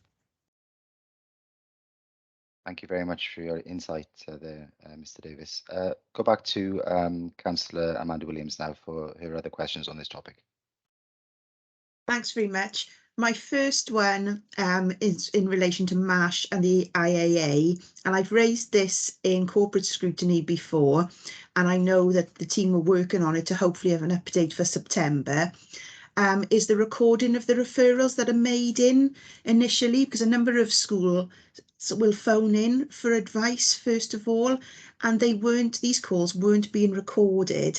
And my concern before was, if it's a minor concern that's been raised that doesn't need any further action, no further action was being taken. But if you have 3 of these calls within a week for the same pupil, that they're all minor, well, obviously that's a significant thing then. The number of contacts into the team, you won't know that unless you're recording these contacts. So that was my first question, if possible. Is there an update on the recording of referrals in? Because if we're not recording them, then I don't believe we are fully safeguarding these children. Do you want me to touch on the second one, which is linked to it? Yes, if you don't mind, Councillor. Yeah, it was number 4.6, and it was the terminology used in this. And it says schools using my concern to document low-level concerns, as well as any safeguarding incidents occurring in school, significant safeguarding incidents. That suggests that not all concerns are being documented, but I believe that it was all concerns. So I think that the wording of that, I think, could slightly be changed if it is all concerns are being logged, which I would have thought they should be. It's just the way it's written to me suggests that it's not all concerns being logged. So I'll leave you at that for a minute before I come back to my next questions. Thanks. Okay, Councillor Williams, thank you. Which officer would like to take that? David? Shall I come back just on that last point, Councillor Williams? Yeah, sure. Noted. Absolutely. My concern is one system that's used within schools to record all concerns. So yeah, noted your comments in terms of the terminology and how that's written. Schools have to record any concerns they've got around pupils. My concern is a system that they can use. So yeah, noted in terms of the terminology that was used. Apologies. Thank you, David. Who else would like to take Councillor Williams's first point? Ian, please. Yeah, Rihanna Granger's on the call. She's the group manager for IA, so she'll respond to this question. Okay, over to you, Rihanna. Thank you. Yeah, just in response, I don't know what's being suggested has happened previously where schools have contacted and that's not been recorded. I don't know why somebody would want to make a referral and it not be recorded as such if they were clear that that was a referral. So I think that's a miscommunication, and I would definitely recommend that professionals put in the referral form and then they know that that has been completed. However, referrals are taken over the telephone. That's usually members of the public more so. We've become much more robust in the front door in terms of looking at the history of a case. So when there is a referral made, that isn't treated in isolation. So our screening pod and team manager ensure that they look at all of the history, including the early help involvement with the family, to to make a decision in how best to progress that and what action to take. They look at the whole situation, including the history, not just that referral in isolation. I accept, however, that historically there has been a concern around that, but I would like to give some reassurance today that the referrals are not taken in isolation from history anymore. Thank you very much, Rhianna. Councillor Williams? Yeah, just on that point, I think what's happened before, and I don't know whether it was because of the lack of staff or it was the amount of referrals, but I'm sure some of the the school colleagues would also back this up, that people were the designated safeguarding lead in school would telephone and seek some advice. Is this or isn't this a referral? I think it might be. And then are told, oh, don't worry about sending in a form afterwards. And the forms haven't gone in. And that's my concern as well, is that there's fluctuating advice there. Because I thought for every single safeguarding referral, if you look at Bridgen's, you've got a flow chart. You have to follow it up with a form as well. But staff have been told you don't have to follow up with a form. And they then take in that advice. And I think it needs to be clear to everyone that you shouldn't just be making up this call. No matter what you're told, you should be sending a form in as well as that initial call. Rhianna, do you have any additional comments? Yeah, and thank you for that. It's really helpful information you provided there.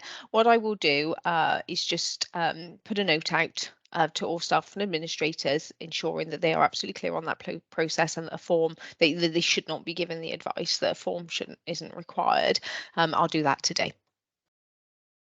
Thank you, Rhianna. Councillor Williams, you have other questions on this section? I do, apologies. I'll do a quick one on governors. It says about safeguarding training has been improved for governors. Now, I'm a chair of governors in one school. I'm a governor in another school, and I've been offered safeguarding training by both schools. I've been on it. I've been on my advanced as chair of governors. I've been on my advanced level 3 safeguarding, which is excellent. But I wondered, could we possibly make safeguarding training compulsory for governors? Because the same way as data training is compulsory in induction, those are the only 2 compulsory training modules, and I think this one needs to be compulsory too. So that was my first quick one. I was going to ask whether the training was mandatory as well, so you've picked up on that. David, please. Yeah, just to come back, bizarrely, Welsh Government haven't got safeguard as a mandatory kind of module for some. Oh. I think someone's got their microphone on. Would you mind turning your microphones off, please, everybody? Thank you very much. Back to David. Thanks, Councillor Williams. I was just saying, bizarrely, Welsh Government don't mandate safeguarding training for governors.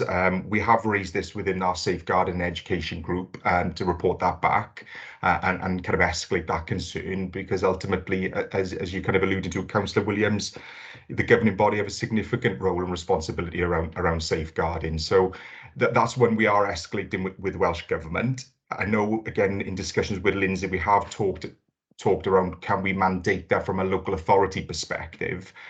So that's when we need to kind of take back and explore in a bit more detail as to how we can do that, given Welsh Government are not mandating it. Does that make an element of sense? Yeah, Councillor Williams, do you have any other comments on that? Not on this one. I have one more question on this section of the report, though, if possible. No problem. Right, okay. It was just on safeguarding and my concerns about counselling, and it says there about all of the CAMs and everything like that. It's my concern is that counselling is only available for year 6 pupils upwards, and then children under that age need to see their GP and go for the old-fashioned referral to have counselling. Now, I have to give my apologies that I missed the pre-meeting this morning. I was in the GPs with my son, and that leads to my concerns with regards to the health board. And to try and get an appointment with a GP at the moment is so difficult. So I'm worried, and I'll raise that in some of my other questions in the other parts of the report, the health board, but I'm worried about these children who are not getting counselling. And then I also wanted to know if we have any idea of the length of time it's taken for these children to then receive the counselling, because somebody had told me it was about 18 months, which the waiting time is. So I wondered if anyone could answer that, and then that's me done on that section. Thank you very much. Thank you, Councillor Williams. Mark, please.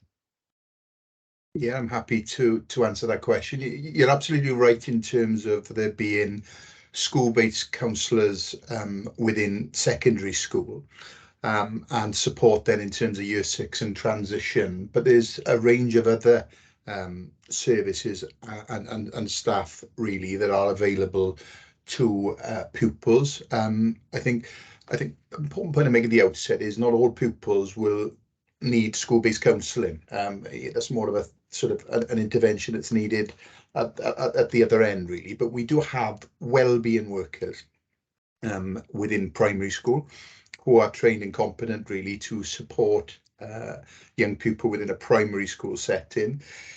If they have a view then together with the school that young person would benefit from a counselling provision, then they can refer on, because we also have a community counselling provision, tends to, it's not exclusively, support the older age group 16 to 25, because I think that's an important point. We work with young people on a statutory basis in many cases up to the age of 25, and we've also, for the real little ones, we have what we call play therapy, and that play therapy is a form of counselling and intervention for those that younger age group. So there are a range of services there. Your question around waiting lists, it will differ from school to school. There are some schools on, and I could see Ryan, the head teacher, in terms of Brintake, some schools offer additionality, so they have and do in some cases employ directly some additional school-based counselling capacity, but we've got that held centrally and we deploy it then, and then schools will offer some additionality. So there's no block response in terms of, you mentioned 18 months, I'd be very surprised if any schools, I haven't got that information at hand, sorry Chair,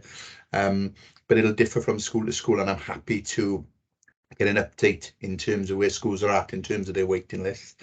There will be a waiting list because of what we've talked about earlier and the increased demand on those services, but I would suggest 18 months not, but maybe if we've got some head teachers on the call like Ryan, they may want to comment around their particular school, but I'm more than happy to pick up some numbers and share that with the committee following the meeting. Thanks, Mark. If that could be noted on our action log, that would be helpful, our scrutiny team. Would anyone else like to comment on that now, before we move on to our next section? Or are there any other comments on the safeguarding section within the report? No, so we will move to the section on pupil behaviour and exclusions. And I know that Councillor Tim Thomas had a question on this area. Thanks, Chair. Oh, look, I've frozen. Oh dear. Before I give my question, can I just very briefly go back to a point made by Councillor Amanda Williams about the transport? Thank you. I'm very grateful. I didn't get my virtual hand up quick enough, and it's basically just to support her call actually and her observations. This is something I think it's worth bringing up again because it's quite serious in my view. And this is something I've experienced in the Tondy area. And I think the pickup times where there's a number of schools involved are completely unrealistic. I've experienced this problem with constituents with children going to Callan Cymoedd. And I'm afraid I just do not accept the excuse given that with traffic, this looking at the timeframes given to get to and from multiple schools would be completely unrealistic. There would have to be not a single car on the road, and unless, of course, we're transporting our children via motorbike, then they're completely unrealistic. So one recommendation I would support at the end of this meeting would be to review those transport pickup times. But anyway, moving on. My question, as you said, Chair, already, pupil behaviour in school, and that's 4.18. And in the report, it does say 707 recorded behavioural incidents in secondary schools. That figure on its own in isolation doesn't really give me much contextual information.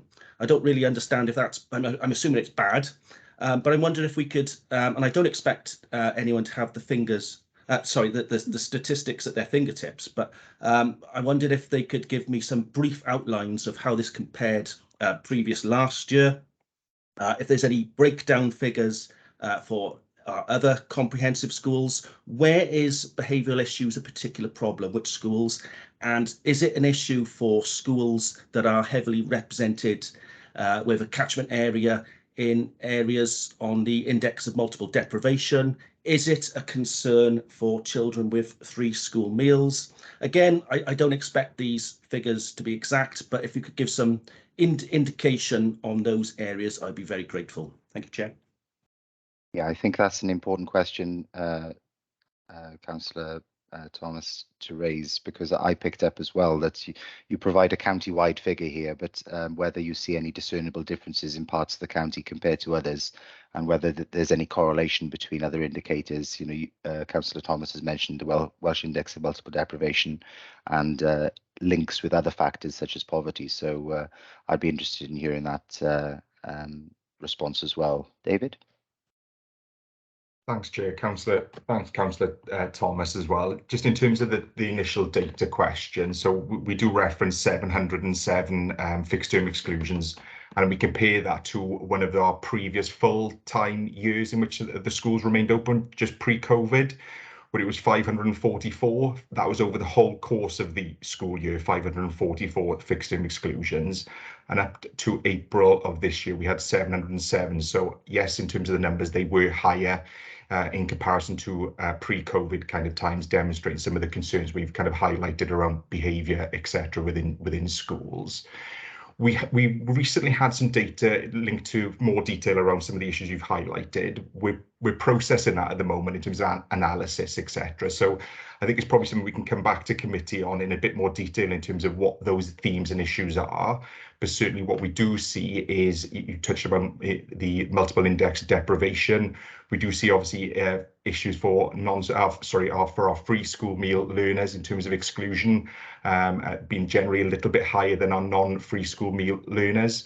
And again, the issues relating to our, as I've kind of demonstrated throughout the course of the report, really around challenging aggressive behaviours, physical assaults against pupils, physical assaults against staff, and threatening behaviour towards staff as well. But I think just in terms of a bit more detail, I think it'd probably be helpful to come in due course once we've had a bit of an opportunity to analyse that data in a bit more detail. That's great. If that could be recorded on our action log as well, Scrutiny team, that would be excellent. But thank you, David, for that response. I know Canon Edward Evans has got a related question. So if I could bring him in before Councillor Williams, that with respect to he could provide more comment on this. And I know Robin would like to come in after that. Thank you, Chair. Yes, just to pick up on Councillor Thomas's comments, 707 incidents recorded don't really give us a picture of the situation.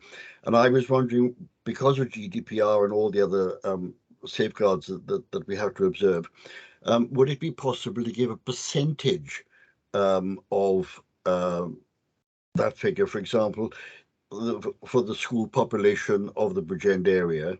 And then Councillor Thomas also asked a question about whether particular groups, perhaps a percentage of exclusions for each of our schools, particularly our secondary schools, percentage of population of schools, so that we could see whether there are particular areas or particular sections of the community where the problems are greater, just to give a clearer picture than a global figure of 707.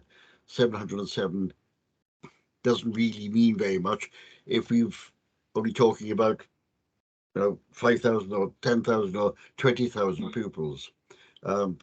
Just a comment to make it more transparent, I think is the word we would use.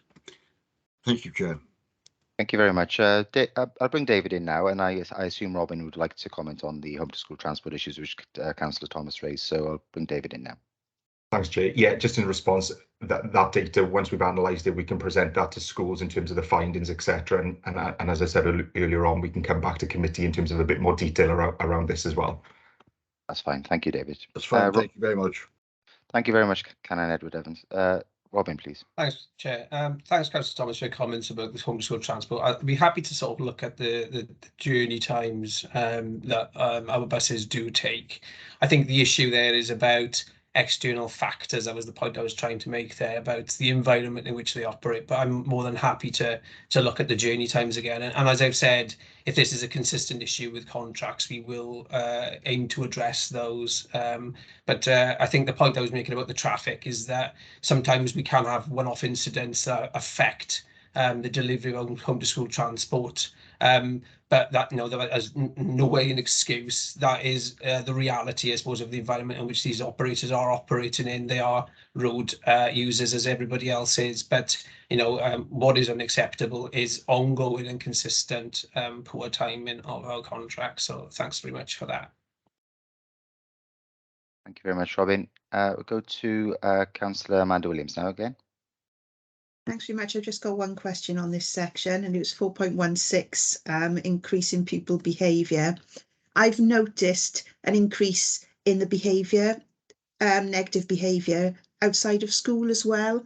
By nature of being a borough member, I have a number of referrals coming to me about groups of children breaking play parks, throwing things into the streets in front of cars, and I'm regularly meeting with PCSOs on the subject. So my question was, how are we doing now? Each school used to have police links and they used to have a police liaison officer, I believe. Are these now back in schools? Because I know in the primary school I'm chair of governors at, we haven't had any link or anyone come for several years since before COVID. So I wondered if this is still ongoing and if these police liaison officers have been into the schools as well to speak to children, because I think the behaviour is running outside of school as well. And if we can get these into the school and do some workshops with children, it might improve behaviour. Thanks. Thanks, Councillor Williams. Who would like to take that? David, please. Yes, just in response to that, School Beat Cymru is still running. Councillor Williams, yes, they should be coming back into schools, but I can certainly escalate this with our police colleagues to highlight that there's some concern that maybe this isn't as accessible as it should be. Thank you very much, David. Mrs. John, would you like to comment? Sorry, my camera's not coming on now, obviously a common issue. Yes, we've had police liaison officers come into school to deliver workshops with our children, particularly our year 5 and 6 children. We're on Brackler and we're next to the skate park, so we've had quite a lot of antisocial behaviour. We've had quite a few break-ins over the summer holidays. We regularly have break-ins. We've got a flat roof, so we have children skateboarding on our roof. So we have, but we engage with police liaison and they do come in. The PCSOs are very, very good in coming in. Thank you, Mrs. John. And I know that that's a similar case in Pencoed Primary School as well. So perhaps we can, as David says, take that up with our police colleagues. Does anyone else have any comments on this section on pupil behaviour and exclusions before we move on? I can't see any hands being raised, so we'll move to the next section then on mental health support in schools. That's page 10 to page 13, paragraph 4.22 to 4.30. Please raise your hand if you'd like to contribute. I know that Councillor Tim Thomas had a question on mental health support. Ready to go, Chair? Yep, right. You ready to go? Thank you. Yeah, I think this question links on quite nicely from the previous questions on behaviour. As you've already said, Chair, my question relates to mental health support. I'm just wondering, firstly, this is a bit of a supplementary from the one I previously asked, but in the pre-meeting. Firstly, to what extent do you think these high levels of poor behaviour could be as a result of undiagnosed mental health disorders? And then my main question was really, which follows on to that, is what are the waiting times like now for diagnostics for CAM referrals in general? And then secondly, although not a mental health disorder, more a cognitive condition, what are the diagnostic times like currently for diagnosis of ADHD? Because I'm very aware of a number of constituents' children waiting quite long times for a diagnosis of ADHD. That was even before the pandemic. So I'm assuming that the waiting times have increased quite significantly, I would imagine. And finally, if I may, in particular, spotting some of the signs for mental health disorders. I appreciate that there is a great demand on teachers' training, and I think we ask a lot of our teachers to be able to spot signs of all manner of concerns for children. But what specific training are teachers given to spot early potential problems from mental health conditions? Thank you very much. Thank you, Councillor Thomas. Is there an officer who would like to take that? Michelle. I'll start. Yes, thank you. In relation to the first point, high level, in relation to undiagnosed linked with behaviour, invariably there is going to be an element of a link, and I would just say that, you know, in liaising with officers and schools and families, we're kind of working on that at an early stage that we can. So we can follow that up and glean some more data if that's required. Waiting times for ADHD, again, I can glean some up-to-date data on that. There have historically been a length of a waiting time for that diagnosis, but I can get some more up-to-date kind of data for that's relevant. And also the waiting list for CAMS. We know that there are waiting lists. We're working quite closely with our colleagues from health. From my specific area, there's the designated clinical lead officer in place, the DECLO, for Cwmtaf, and we work very closely with that work. The whole school approach to wellbeing, that is based on the NEST framework, and there are pieces of work that have been undergoing, looking at that and looking at how that response can be a quicker response. So I think pieces of work are underway, but where we're in by no means where we need to be as yet. And from me and other colleagues might have further comments, there are specific training offered. The Education Psychology Service in particular provide training around this, and I've outlined some of that areas of work. But if we need to get a comprehensive list of the training that's on offer, then we can glean that information and provide. Thank you. Thank you very much, Michelle. Councillor Thomas, would you like to come back with any comments? Only a quick one. I'd just like to use this opportunity just to say, well done, really, for some of the work you've done with cognitive disorders in Welsh medium. I know that there's a lot of work ongoing with autism in Ysgol Llangynnoed. I just wondered, what is the gap like between finding diagnostics for Welsh medium and English medium children? Is there any gap, or is there something that is there no real differentiation between the two mediums? I think, thank you, Councillor. Thomas, as you're aware, we have a really good provision in Bridgend where we, regardless of a language, that a child or young person who has a diagnosis of autism can continue their education through that medium. So that response from us would be exactly the same whether they were having their education provided through the medium of English or Welsh. Thank you. Thank you for that confirmation, Michelle. I don't think you've got anything more to say, Tim, so I'll bring in Canon Edward Evans now. Thank you, Chair. Yes, just in relation to mental health, this committee pre-pandemic had a discussion about educational psychologists, and we were concerned to learn at the time that they were very overstretched and they were reduced in numbers. And there was some talk about a link up with the Vale of Glamorgan. I'm just wondering what the current situation is with regard to ed psychs and their availability and the speed of availability in schools. When a school requests an ed psych, what is the delay on that? Thank you, Chair. Thank you very much. Michelle, would you like to take this? Yes, certainly. Thank you, Canon Evans. Yes, there has been a demand on increased demand on the service, and there have been issues with kind of staff absence, but that is, you know, for personal reasons.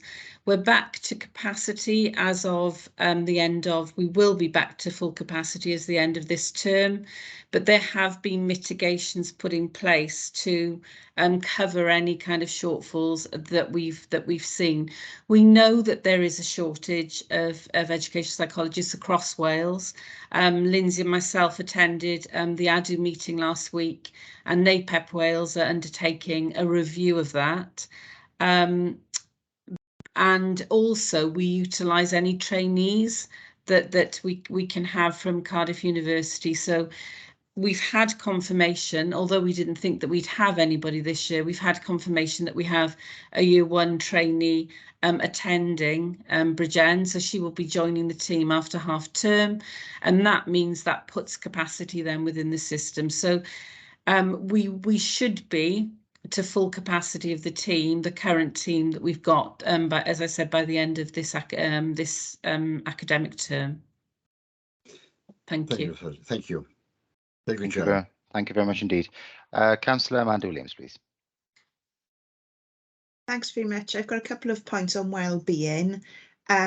Firstly, exams. Children are going back to exams now. Throughout COVID, it was their work was assessed. I'm wondering how we're helping to support these children. Some of them have never done exams before because they've missed a couple of years of exams. How we're looking after their well-being and preparing them. I know from personal experience, my son is doing his GCSEs. He's in year 11, and he's been given additional lessons in school in the morning, staying late to prepare him for his exams. But I was just wondering in general what we're doing with regards to the well-being. I wanted to raise a positive on here. Again, my son, I've got two sons in comprehensive school, and the school that they go to, they have well-being days. They have checkouts at the end of the week to make sure their well-being is looked after. Any concerns they've got, they can raise. They have an enrichment afternoon once a fortnight where they do something. My oldest is going to the gym, for example, in that. It's something different outside of school that helps with their well-being. And I wanted to say that schools are doing a fantastic job with that sort of thing to try and look after well-being. So I wanted to highlight that. And I don't know if any of the staff members from schools wanted to come in with what they are doing to support well-being. But my other two concerns is the issue around poverty and well-being, and firstly is school uniforms. When you're a teenager, your physical, what people see of you is important, and if you're coming from a home with low income, I'm worried about what that effect will have on well-being when parents can't afford uniforms. And I know there's uniform grants, but my concern is if you're giving somebody some money and they haven't got much money at all, the family, and they can't afford food, you're going to spend that money on the food to feed your children and your family, because that, to me, comes first. So any money you can get from anywhere. So again, those children might miss out on getting the uniforms that the money was initially intended for. So I think, what are we doing to support that? Because it is all about, and again, you might have children missing school because they know they can't afford the school shoes or the trainers for PE or the rugby boots for football and rugby, or the shirts and ties and the trousers that fit. And I worry that will impact on well-being. And the other issue, which I've got from my own children, and I know it's a number of children it's affecting, is also the war in Ukraine. My son woke up this morning, what's happened overnight with Russia? I've heard they've got nuclear missiles on the go. And I think, what are we doing? When COVID came at the start and everyone was in a panic, lots of people are going to die from this, there was support and there was literature out there for children. But how are we supporting these children now who are asking so many questions, and rightly so? They've never lived through a war before, and it's getting closer in the impacts on their well-being because they are worried about it. And what can we do to support and make sure they know that they're safe?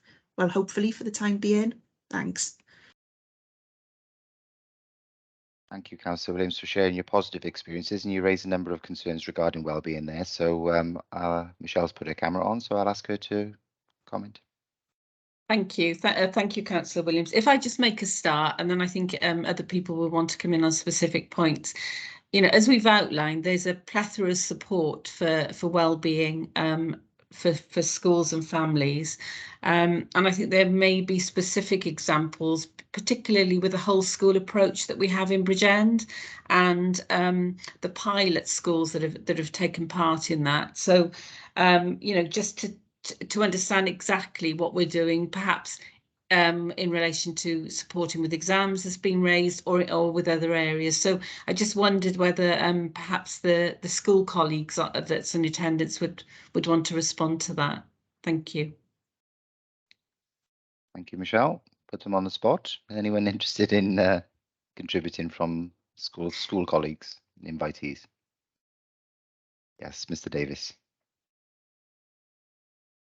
Yeah, what's become evident, Chair, is that in addition to our normal diet of lessons and learning and teaching opportunities, that we have to factor in almost deliberate opportunities to ensure that we protect and develop the well-being of our pupils. So at Brinteg, we've introduced well-being days, where we collapse the timetable, we focus on mental health issues, issues that our pupils bring to us, and we're doing one of those every half term. But one of the things that has, you know, and this was as a result of the pandemic, that we decided we needed to do, was at the end of the day, we introduced things, something called a checkout, where our pupils just spend some time with their form tutor just to talk about how their day has been and to share any concerns, so that they're not carrying those home with them. And that has been such a positive move. We've introduced enrichment sessions on Wednesday afternoons where pupils can just relax and do something that is outside of something that's going to be examined or tested. And of course, the whole plethora of support, as Michelle has said. But I think what has become really evident is that well-being has become such an important thing for us to consider, and it's not an add-on anymore in schools. It's something that is probably at the core of our thinking as we're planning our provision now. Thank you. That's really helpful, and hopefully that best practice is being shared with other schools across the local authority. Is there anything more that anyone would like to say on mental health or before we move to the next section? Can't see any hands, so we'll move to the section on attendance, pages 13 to 14, paragraphs 4.31 to 4.37. Please raise your hand if you wish to contribute. Councillor Williams. Apologies, I've got a few more questions on this section, and then I think I have got one more on another section, and then I'm done.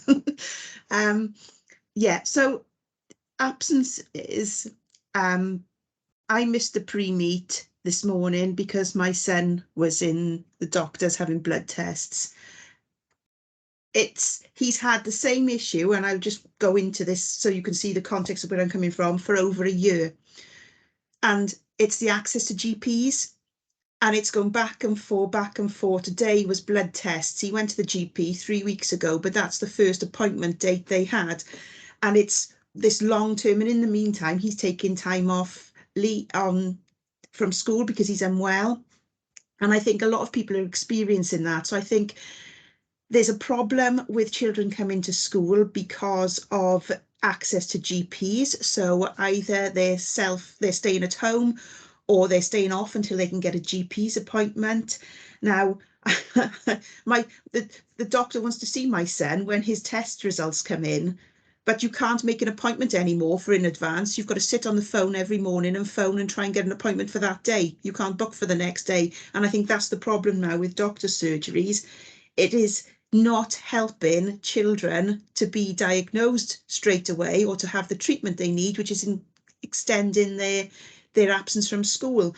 A classic example, last year, my daughter went to the GPs, and the GP actually told her, well, she's just missed so much school now, another couple of weeks, won't matter, just tuck her up in bed and she'll have a couple of weeks off. It's probably long COVID and she'll get around it. And I'm thinking, if children are being told that and parents are being told that, I think that's a significant issue for children and attendance in school, because it used to be you go to the GP, you get some medication, you can go back to school. But I think it's seen an impact on children staying at home for longer.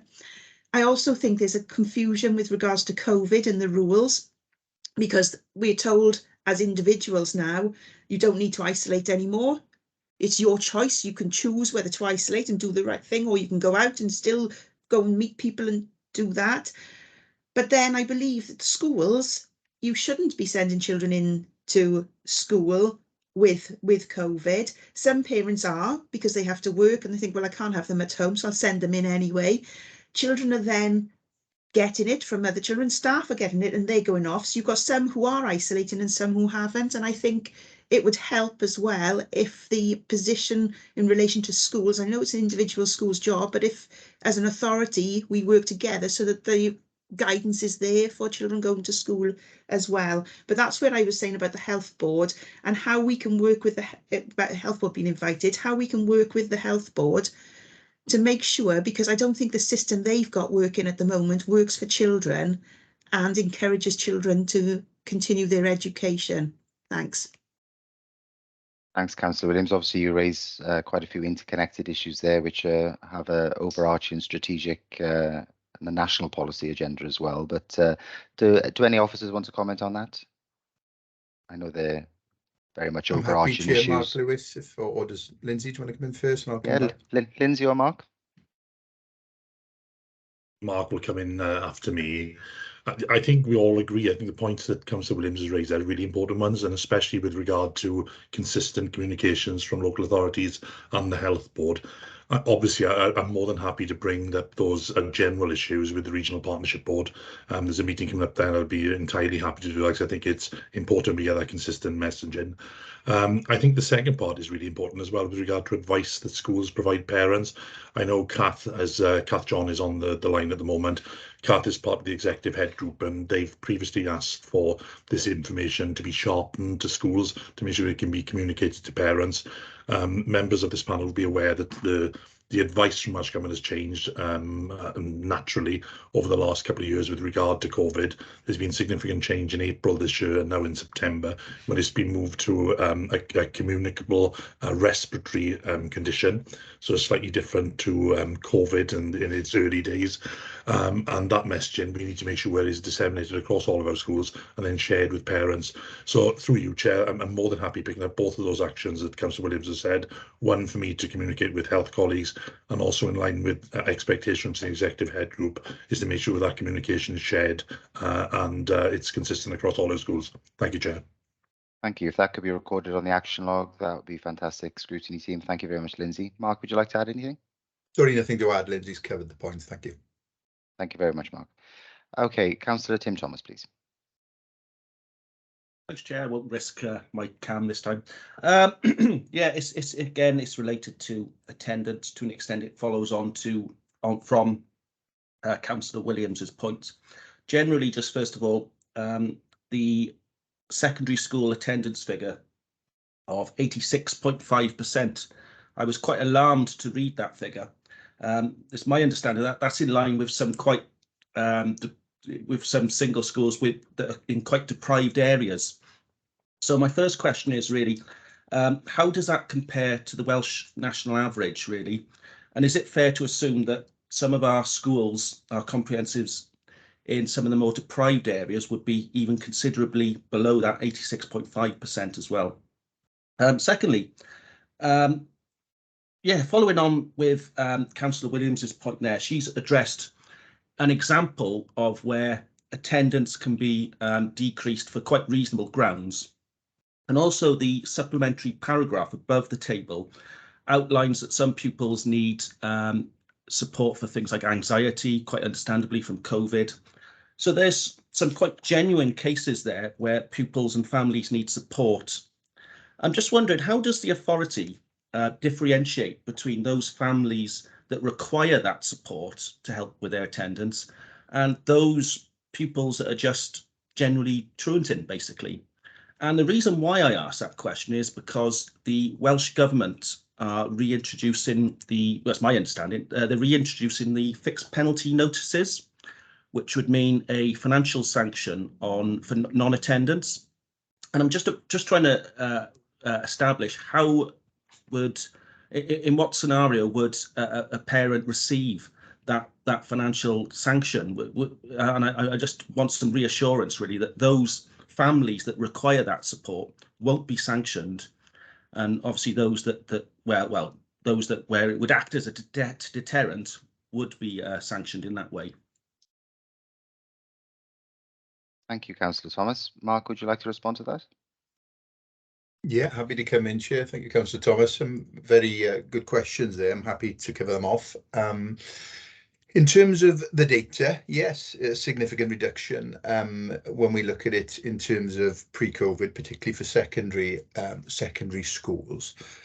We don't have comparable data. So your question around where does that benchmark in terms of, because that isn't published data in the same way. So for the last school year, we know anecdotally, and we sit, and I chair the task and finish group I referred to earlier, speaking to John Welsh, who had to give his apologies for today. He's the wellbeing lead within the consortium.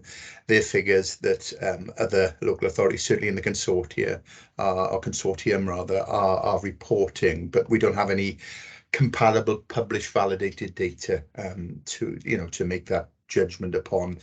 Your next point was around the variability or across clusters then, and the answer is yes, and there is a correlation maybe between those areas in higher deprivation. So some are below the percentage figure that you indicated, but it's not exclusive to as well. There are one or two schools who are certainly one the cluster area that's below and one secondary that's below that wouldn't be maybe identified broadly within that context.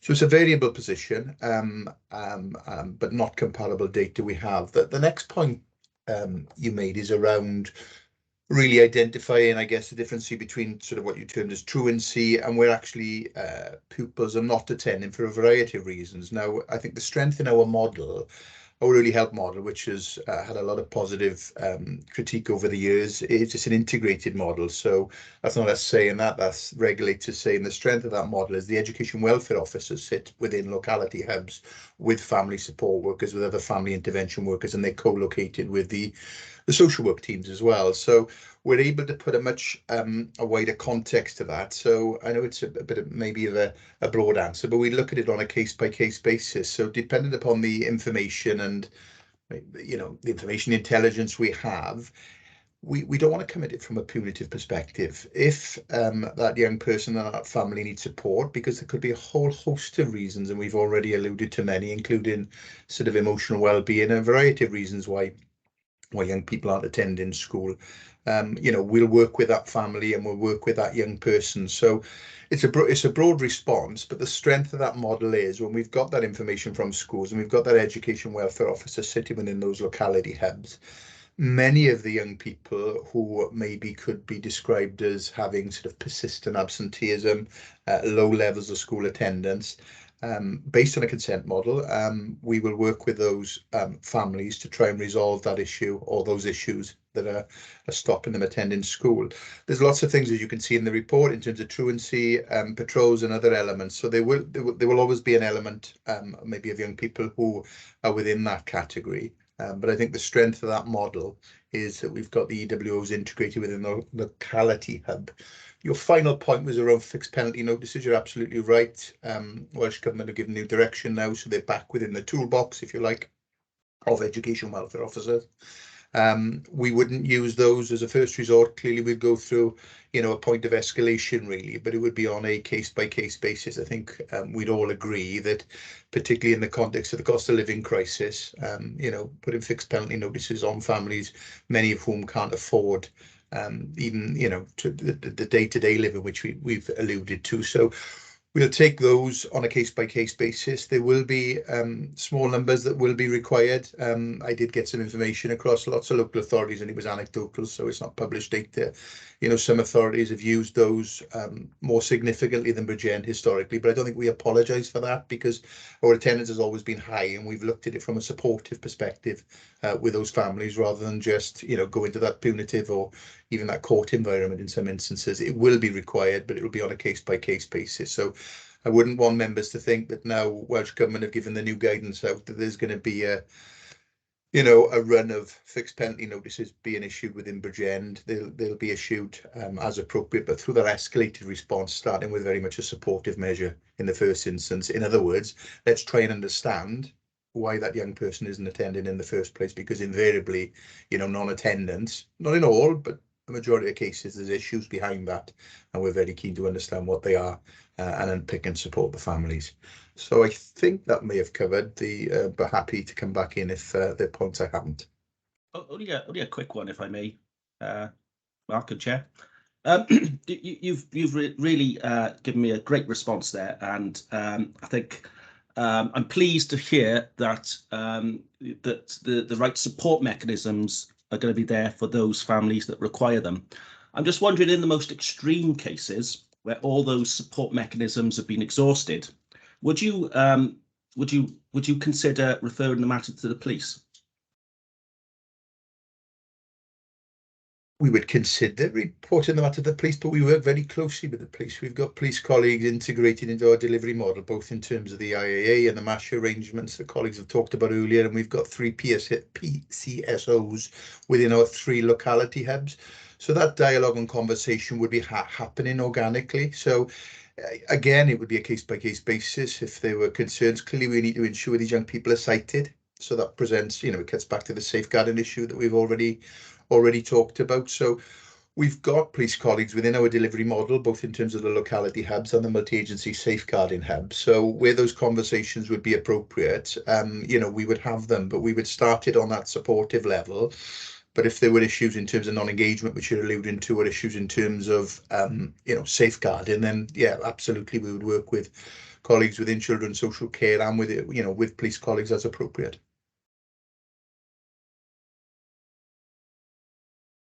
Does that cover you very much? Thank you very much, Mark. I think that was a very comprehensive response to Councillor Thomas there, and I'm conscious of the fact that we're going into our 3rd hour of the meeting. So if members and officers can keep their questions and answers as succinct as possible, that would be very helpful indeed. We're now going to move on to the next section with members' permission, and that is on care experience children's education, and the following section is referrals from schools into early help and children's social care. So please do indicate if you've got any questions on this.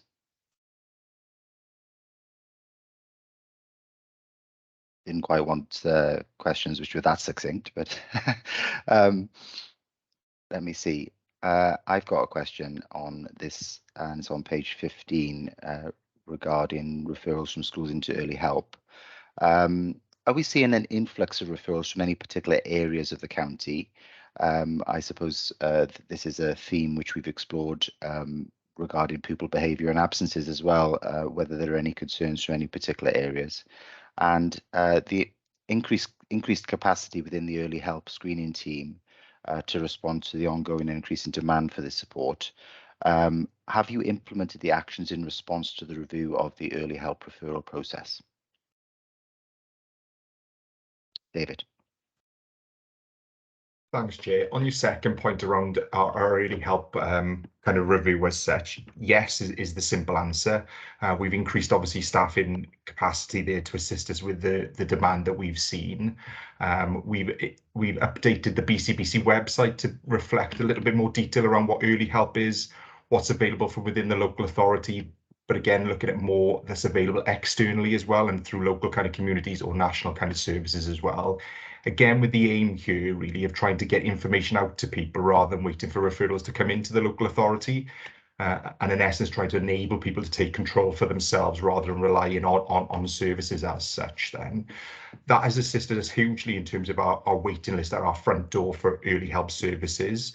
So where we were back in June, where we had around about 250 referrals waiting to be processed, which would take us around about 4 to 6 weeks to kind of get through, we're now at a point where we have no waiting list at our front door for early help support then. So we're processing that support in a much more timely way, and that's linked to a lot of the work that we've done around our process, the additional capacity, and the work that we've done around the website as well then. On your first point around where referrals are coming from, certainly in terms of the referrals that are being submitted by schools, we are going to do a piece of work to look at those and look at the kind of threshold, I guess, in terms of whether they've been picked up by children's social care or whether they've been passed into early help then for us to kind of pick up and work with. And just to kind of look at it, whether there's any lessons learned, I guess, for schools and for ourselves as a local authority in terms of, what's appropriate for children's social care, what's appropriate for early help. And again, looking at a little bit of the detail that you've just touched on in terms of where are these referrals coming from and whether there's any specific support we need to offer in those local areas then. So ongoing work, again, I would suggest in terms of that kind of detail. Thank you, David. Ian, please. Yes, certainly in terms of the additional resources and capacity issues that we've had, we're able to process every referral within 1 working day in terms of safeguarding concerns. Claire alluded earlier to the review of the IA operating model, and that's a really important piece of work. We recognise at the moment that we are operating with over 50% additional capacity in terms of staffing. And that's a significant resource for the council, but one that we anticipate will continue to need. If you look at the number of referrals, they are coming across from all over the county borough. We have not seen a downward trend at this point in time, and that's actually impacting not only on those cases at the front door, but also those families in need of care and support, but also our child protection register numbers. And so our child protection register numbers, are significantly higher than they were at this time last year. So we're continuing to see that pressure across the system. Thank you very much, Ian. Councillor Richards, please. Hi, thanks, Chair. Please accept my apologies. I'm going to have to leave the meeting to make a medical appointment, but thank you very much. No problem. Thank you for your apologies. If that could be recorded, scrutiny team, that would be helpful. Thank you. Do any members have any other questions on those 2 sections? If not, we'll move on to the Universal Primary Free School Meal implementation. Does anyone have any questions? Councillor Williams, please. Thanks very much. My last question of this report, you'll be pleased to know. I'm raising this question. I've raised it previously in a recent training session we had, but I think it's important to raise it here as well so that we could record any follow-ups. And it's regarding breakfast clubs. And I know the primary school that I'm chair of governors at, we haven't had a breakfast club for some time. And I believe there's another school doesn't currently have a breakfast club. And whilst parents seem to now see these breakfast clubs as an early childcare option for before school, the purpose was to feed the hungry children and those who wouldn't have a meal before school. So I asked in the training session if we could look at these children. If we can't get the staff in to staff the breakfast clubs, fine, there's nothing we can do about that, but we need to make sure that these children in need are getting these breakfasts somehow. So how can we go about ensuring that whilst the breakfast clubs are closed long term in certain schools, that those children who are in desperate need of breakfasts continue to receive a breakfast? Thanks. Thank you, Councillor Williams. Robin, please. Yeah, thanks very much, Chair. Thanks to Councillor Williams. I think I'll give you the same response as I gave you in the training, if that's okay, obviously for the benefit of the committee. We are, acknowledging that in the schools where we're currently not able to provide staffing to support a breakfast club in those schools, we are looking at options around whether we can provide the food element rather than perhaps the supervisory element of the breakfast club, because as you've rightly said, the purpose of free breakfast provision isn't around childcare supervision. The Welsh Government agenda was around ensuring that children start the day with breakfast, with a meal, which sets them up obviously then for their learning experience through that day. And I agree, somewhat perhaps the boundaries between what Welsh Government intended that to be and what it's ended up being for many parents has perhaps been somewhat blurred. But I think from our priority as a local authority, and sort of good to hear, we're on the same page, all of us. It's about ensuring that children are fed. So that's going to be the priority. As I said, the legislation around that, we need to work through carefully to ensure we can do it. But that is part of our strategy, certainly for those schools where currently, the 3 schools, we're currently not able to provide breakfast club because of supervision levels. So we are working hard on that one. Thank you. Thank you, Robin. Do any other members of the committee want to make any comment on this particular section? On that basis, we'll move to the final section, and that's the appendix, the safeguarding audit tool. Would anyone like to make any comments on this particular appendix, which has been provided for our information? Can't see any hands. Therefore, I would just like to say, if there are no further questions, I'd like to thank the invitees, and you may leave the meeting if you wish to do so, or you can certainly stay if you would like to observe the rest of the meeting. I'd like to thank all officers and invitees for their comprehensive response, which has illuminated the committee on their discussion of this topic. So thank you very much indeed. Thank you, Chair. Thank you, Chair. Thank you, Chair. Thank you very much. We now move to item 5 on our agenda, and that's the conclusions and recommendations from our discussion. Perhaps our scrutiny team can summarise the key points which they've noted, and we can then consider our conclusions and recommendations. Thanks, Meryl, Chair. please. Okay, so you'll all be aware that there's an awful lot of questions and answers asked today, and some of them have satisfied your, the responses have satisfied you, and quite a lot of information that's been either requested or offered to be provided to the committee after the meeting. So if I start by going through, I think at the beginning, Councillor Gerbie talked about education practitioners to be trauma informed. I think there was a response from education on that one, that then we went on to teachers teaching on the weekend.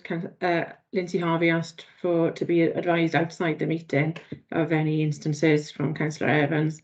Then we went on to performance data. Sorry, just bear with me, I'm just moving the notes.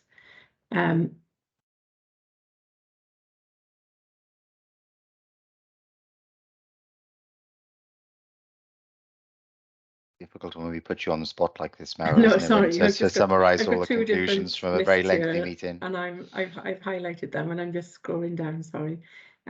So the next item we've got is I picked up on that, and as I say, all of the questions and answers will be in the minutes, obviously. Councillor Amanda Williams asked about the referrals and the recording of referrals. I think assurance was provided on that one. Then Councillor Williams asked about safeguarding training and whether that could be made compulsory, and I think the response was that it had been raised with the Welsh Government as a concern, as they felt it should be compulsory, but perhaps they can look at as a local authority if they can make it mandatory. So maybe that's a recommendation to go forward from the committee if you're happy with that. The next point was about counselling for year 6 onwards, and waiting lists, and the different. I think Mark Lewis provided quite a extensive answer on the different counselling that was available, and that although the waiting lists would differ from school to school, but he could provide gather some information together and provide that to the committee as after the meeting, so we can add that to the list of information requested. I think there was a point then about the transport and the early pickup times, and it was answered about whether that would just be down to traffic, etc., or if it was sort of consistently not meeting the timescales. I think Councillor Williams raised it, and then Councillor Tim Thomas said perhaps the committee may want to make a recommendation that the transport pickup times be reviewed, but that's a matter for the committee if you all agree to that. Before you move on, Meryl, perhaps I think Councillor Amanda Williams would like to intervene on that point. Okay. Yes, just to say that it's not a traffic thing. I didn't want to say too much because I don't want to put people on the spot, because we had head teachers there, but I think it is one provider is doing another school in another county, and then come into that school, and then it is every day the children are being left waiting for half an hour. So I think it does need to be looked at. It's not a traffic thing, because the drivers themselves have told the head teacher and the other staff members waiting that they've just come from the other school, which has a end of day finish just before this school. Chair, if I may, if it's a specific school, perhaps the information could be provided outside the meeting to the director. Perhaps there's not a reason to review them all. If I may, sorry, I don't think it's. Sorry, I had to go to the door then. Is this about the transport times? That's right, Tim. Sorry, I had to go to the door then. I don't think it is a specific school, because this is something I've encountered in my ward, as I said in the meeting.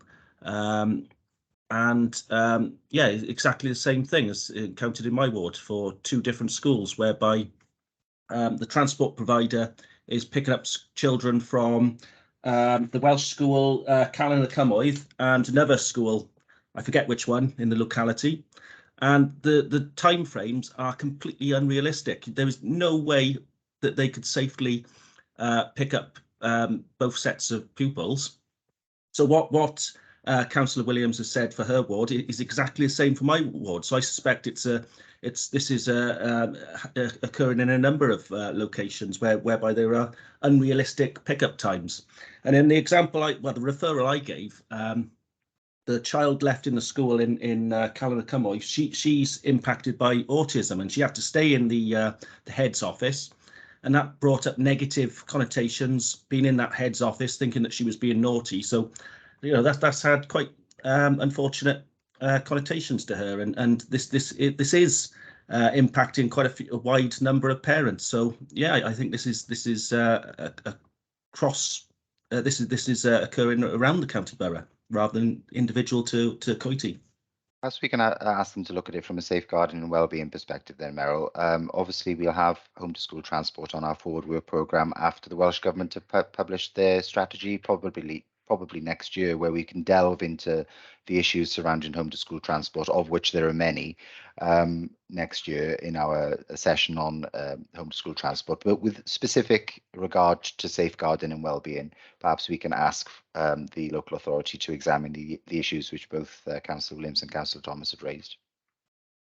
Amanda, did you want to come back in? Yes, just to say that I believe it's down to specific bus companies.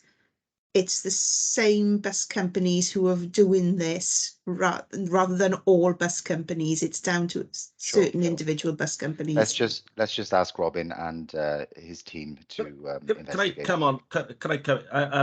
I'm not going to name the bus company, but it seems to me that no, I'm not going to name it. Don't worry. But it does seem to me that larger providers are taking liberties, I'd say, at the expense of smaller ones. But I won't name names. Okay, Councillor Thomas, we'll make sure that Robin examines the situation from a safeguarding and wellbeing perspective, but we really must move on now. It's almost 2.5 hours into the meeting. So can you continue, please, Mel?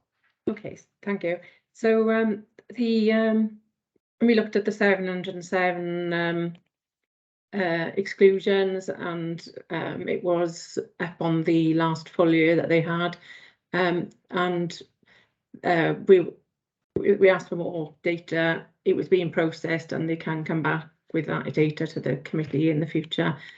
So we can put that down as a request. Reverend Evans also asked if that could be done per percentage of pupil population and per school, so that we can be added to the requests. I think we talked then about the police links and the liaison officers, and that seemed to be happening, albeit in some schools. Whether there's a recommendation there or not, whether you want to, if the committee's happy, or if the committee wants to, or is that a school by school basis of like contacting their PCSOs? I'm not sure what the committee feels. Councillor Evans wants to intervene here. Sorry, Chair, I'm trying to get my camera. Thank you. Yes, I think we need to have some sort of consistency, and therefore I would suggest that obviously it would be put down as a recommendation to cover all schools, really. Yeah, I agree with that. So perhaps that can be put down as a recommendation. Councillor Williams? Yes, just to say on the police attending schools and PCSOs, I believe there's been a number of vacancies in the police for different areas. And those vacancies, some have been filled, some haven't. So some schools are getting the full service, other schools haven't had a service for a few years because of recruitment again. So I think it does need to be the same approach for everyone. Yeah, great. Thank you for both of your contributions there. Meryl? Okay, thank you. So going forward then to, I think it was wait times for diagnosis of ADHD. And I think Michelle said that she could provide more data. Also, the Ed Psych service provide training. She get a list and provide data for that as well. I think there was there was an answer given to the on the question of a gap for Welsh medium and English medium. It's the same response, so there wasn't a gap there. Just bring Councillor Thomas in on this, Meryl. Just to make it abundantly clear, the further information was for general CAMS waiting times, and then more, as you correctly said, more specifically then for ADHD in specifically as well. Thanks. Thank you, Councillor Thomas. Meryl. Sorry, the next I've got is we talked about provision of Ed Psychs, and that by the end of this year they will be back to full capacity. Exams then, how we helping to support pupils' well-being and preparing them, poverty and well-being, and the war in Ukraine, wasn't it? The 3 points raised by Councillor Williams. And I think Michelle Hatcher spoke about the support for schools and families, and Ryan Davis, one of the heads, spoke about how they try to deal with upcoming anxieties. Councillor Williams just wants to come in on that point, I think, Meryl. Okay. Yeah, they didn't actually answer.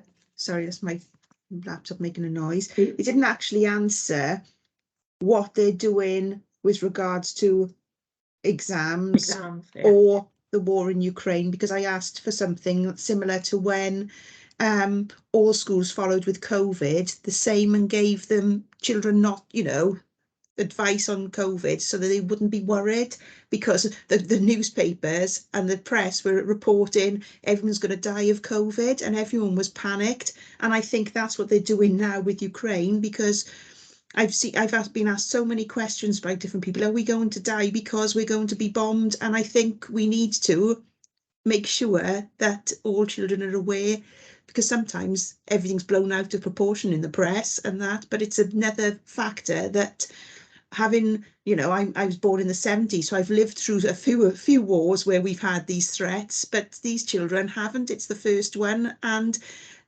children nowadays are on social media all the time. They're on their iPhones. They get information before most of us do.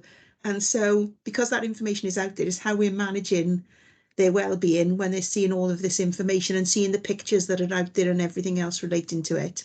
Thanks. Okay, Chair, so I can pick those up in the recommendations. Say one wasn't answered and they weren't answered, on a consistent approach to be rolled out to people. Meryl, to ensure that the best practice and the positives which Councillor Williams mentioned and which were reiterated by Mr Davis from Brinteg Comprehensive are replicated across the county borough as best practice. Okay. Then there was the points made by Councillor Williams about that Lindsay Harvey responded to and said he was happy to raise the point about consistent communications from the health board, and happy to raise at the board meeting, and that messages to parents then could getting the message out, a consistent message out to the schools for communicating with parents on whether they should attend with COVID, what the rules were, and so that could be rolled out to the parents. So there were two actions there, I believe. Yeah, Councillor Williams would like to come in again. Thanks. Yeah, I think the first action was he was going to as well. It was because of the wait for GP appointments and everything. He was going to speak to the health board about that because it is impacting on children's attendance in school. Yeah, that's right. Okay. Councillor Jones, please. Yeah, thank you, Chair. I have to go in a couple of minutes, Chair, but if you may indulge me just to, because I've taken a lot of notes like Meryl through the course of this meeting. It's been touched on by the Deputy Leader about the lack of data that's available, performance data in terms of how these different organisations and agencies support the directorate or directorates. So we can't monitor, review, and perhaps give suggestions as to how we can improve delivery of service, especially when we're talking about mental health and those sorts of issues. And secondly, for me, in terms of attendance, this committee recognises that it is a parental responsibility, a statutory responsibility for children to attend school. And at the moment, within the primary health, within the secondary schools, we have nearly 14% absenteeism. So the committee would like to investigate further why. What are the themes for children not attending school? And are we satisfied as a committee that every available support mechanism is put in place to support those families? But, you know, it is a statutory responsibility on the part of parents. I get it where Councillor Williams is saying about health issues, health appointments. I would also suggest that probably affects people who have to go have work commitments as well. But, you know, it is a responsibility for parents to ensure that their children go to school. And perhaps this committee can investigate further why 14% of them at the moment do not attend secondary school. Thank you, Chair, and thank you, Meryl. Thank you, Councillor Jones. I would fully agree with that, and potentially because there's a common theme regarding safeguarding, pupil behaviour and attendance, we need some more granular detail about the reasons behind why all of this is occurring and in which areas.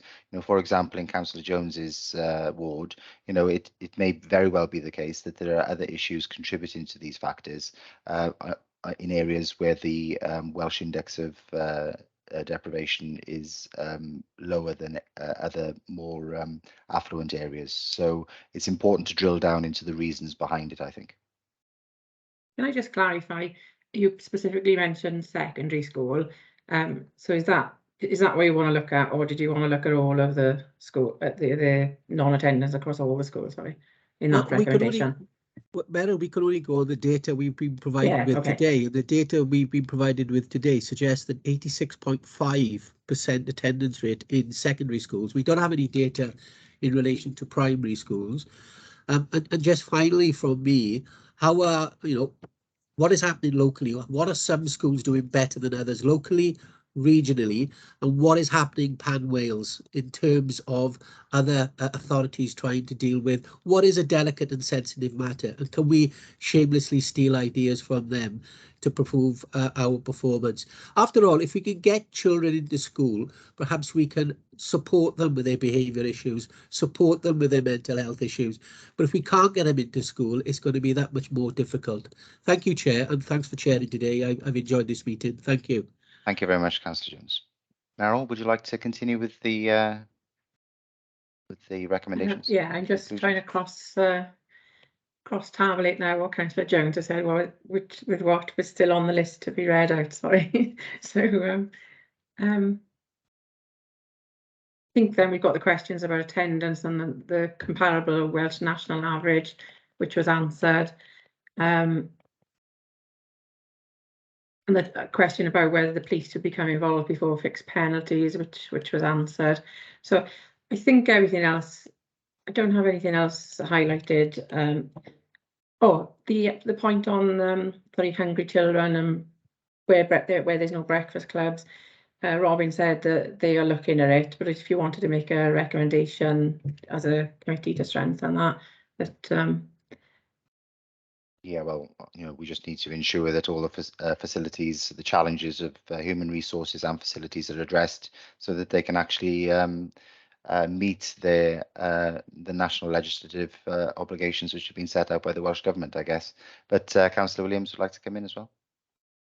I was just going to remind you about this question, this issue. That's why I raised it in this forum as well, so that we could then target and make sure that all schools, at least if they're not getting the provision, that those children are getting the food. But I wondered, I wasn't sure if it also includes what we do about comprehensive children, because as soon as they turn, they're 11 and they go to comprehensive school, does Welsh Government mean, because I know that my children, 2 of them are in comprehensive school, they used to have a breakfast, they used to be able to go into the canteen and buy breakfast or have access to breakfast. Does it only stop at year 6, or should all children going to school have a meal? So perhaps we could find that out as well. My understanding is the commitment is only to primary school age, isn't it, at present? But yeah, we can certainly ask the question, I guess, about what they intend to do about secondary school pupils going forward. Anything else, Meryl, that you can think of? I don't think that reaches the end of the report, isn't it? I think that's everything I've got, unless there's anything the committee, having had responses to questions, feel like they want to make a recommendation on that. So. No, I don't think there's anything else from my perspective, unless anyone wants to raise their hand. That being said, then perhaps you can write all of those up in your own time, which will take quite some time, I expect. And we'll move to item 6 on the agenda, which is the forward work programme. Perhaps you or one of your colleagues can present this report as well. Thanks, Chair. Yes, so the report follows on from members' consideration of the forward work programme at the previous meeting, and the forward work programme for the committee is attached as Appendix A. This forward work programme, along with the other subject overview and scrutiny committee forward work programmes, will be reported to corporate overview and scrutiny committee at the next meeting. And at Appendix B, members will see there's a recommendations monitoring action sheet which tracks the responses to the committee's recommendations from previous meetings. And there are a couple of recommendations outstanding at the end of that, which, having spoken to Lindsay, his officers will be responding, and we'll be responding back to you towards the end of this week, I believe. So hand over to you, Chair, for any questions. Thank you, Meryl. That's useful. I can just provide some context to the committee. Obviously, after the sad passing of Her Majesty the Queen in September, our forward work programme has been delayed by 1 month. So hence, we ought to have considered this item in our September meeting, and the Welsh Education Strategic Plan was supposed to be considered at this meeting. It's proposed, because of the final local government settlement is likely to be later than December, that everything is shifted back. So we consider the Welsh Education Strategic Plan in December, and then midterm financial strategy, the budget, for this particular directorate, or the proposed settlement rather, and any inflationary pressures on this particular directorate in January, and then other items would be moved back. But as was mentioned in the pre-meeting, this is a fluid document. It's a live document which is managed by the committee. So if there are any pressing issues which any committee members would like to bring forward onto the forward work programme, please raise your hand now. Otherwise, we'll adopt this forward work programme until the next meeting. Are there any comments or questions? On that basis, I think Councillor Williams.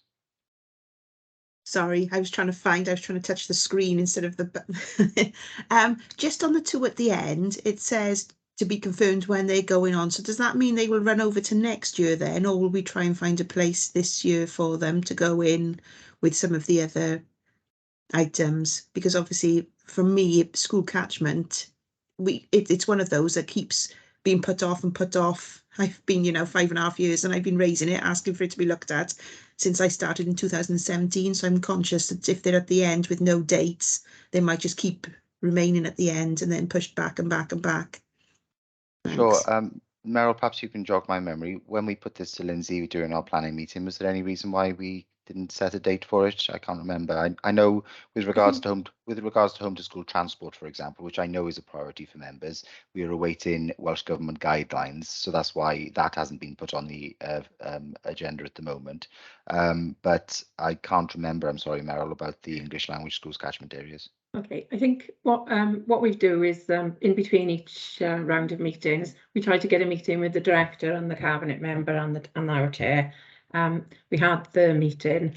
Unfortunately, there are a number of changes, obviously, as I said, about the national period of mourning, and having to cancel a meeting that we had actually sent out the paperwork for.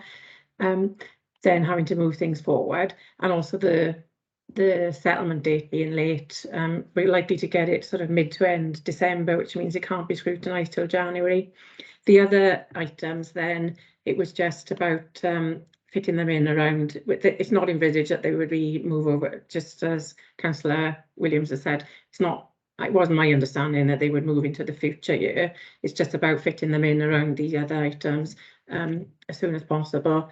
And we'll raise them again in the meeting that we've got. We're looking for a date for now between now and the next meeting. So hopefully in the next few weeks we can get them scheduled. And sure, I'll raise it. It's just that all of these items are rather meaty items, aren't they? And we've just had a 3-hour meeting today, so we need to make sure that we give justice to each topic. So I have to bear that in mind as well. But as Meryl said, we'll raise it in the planning meeting, and we'll get back to the committee at the next available opportunity. Are there any other comments on the forward work programme? Okay, and we've noted Meryl's comments on the action log. We will receive the remaining actions later this week, or at the earliest possible opportunity. So on that basis, unless anyone has got anything else to raise, we'll move to item 7 on the agenda, and that's urgent items. There are no urgent items of business in respect to which notice has been given in accordance with Part 4, Paragraph 4 of the Council Procedure Rules. So I'd like to thank all members for their attendance and hope that you have a good rest of the day. Thank you so much. Thanks very much.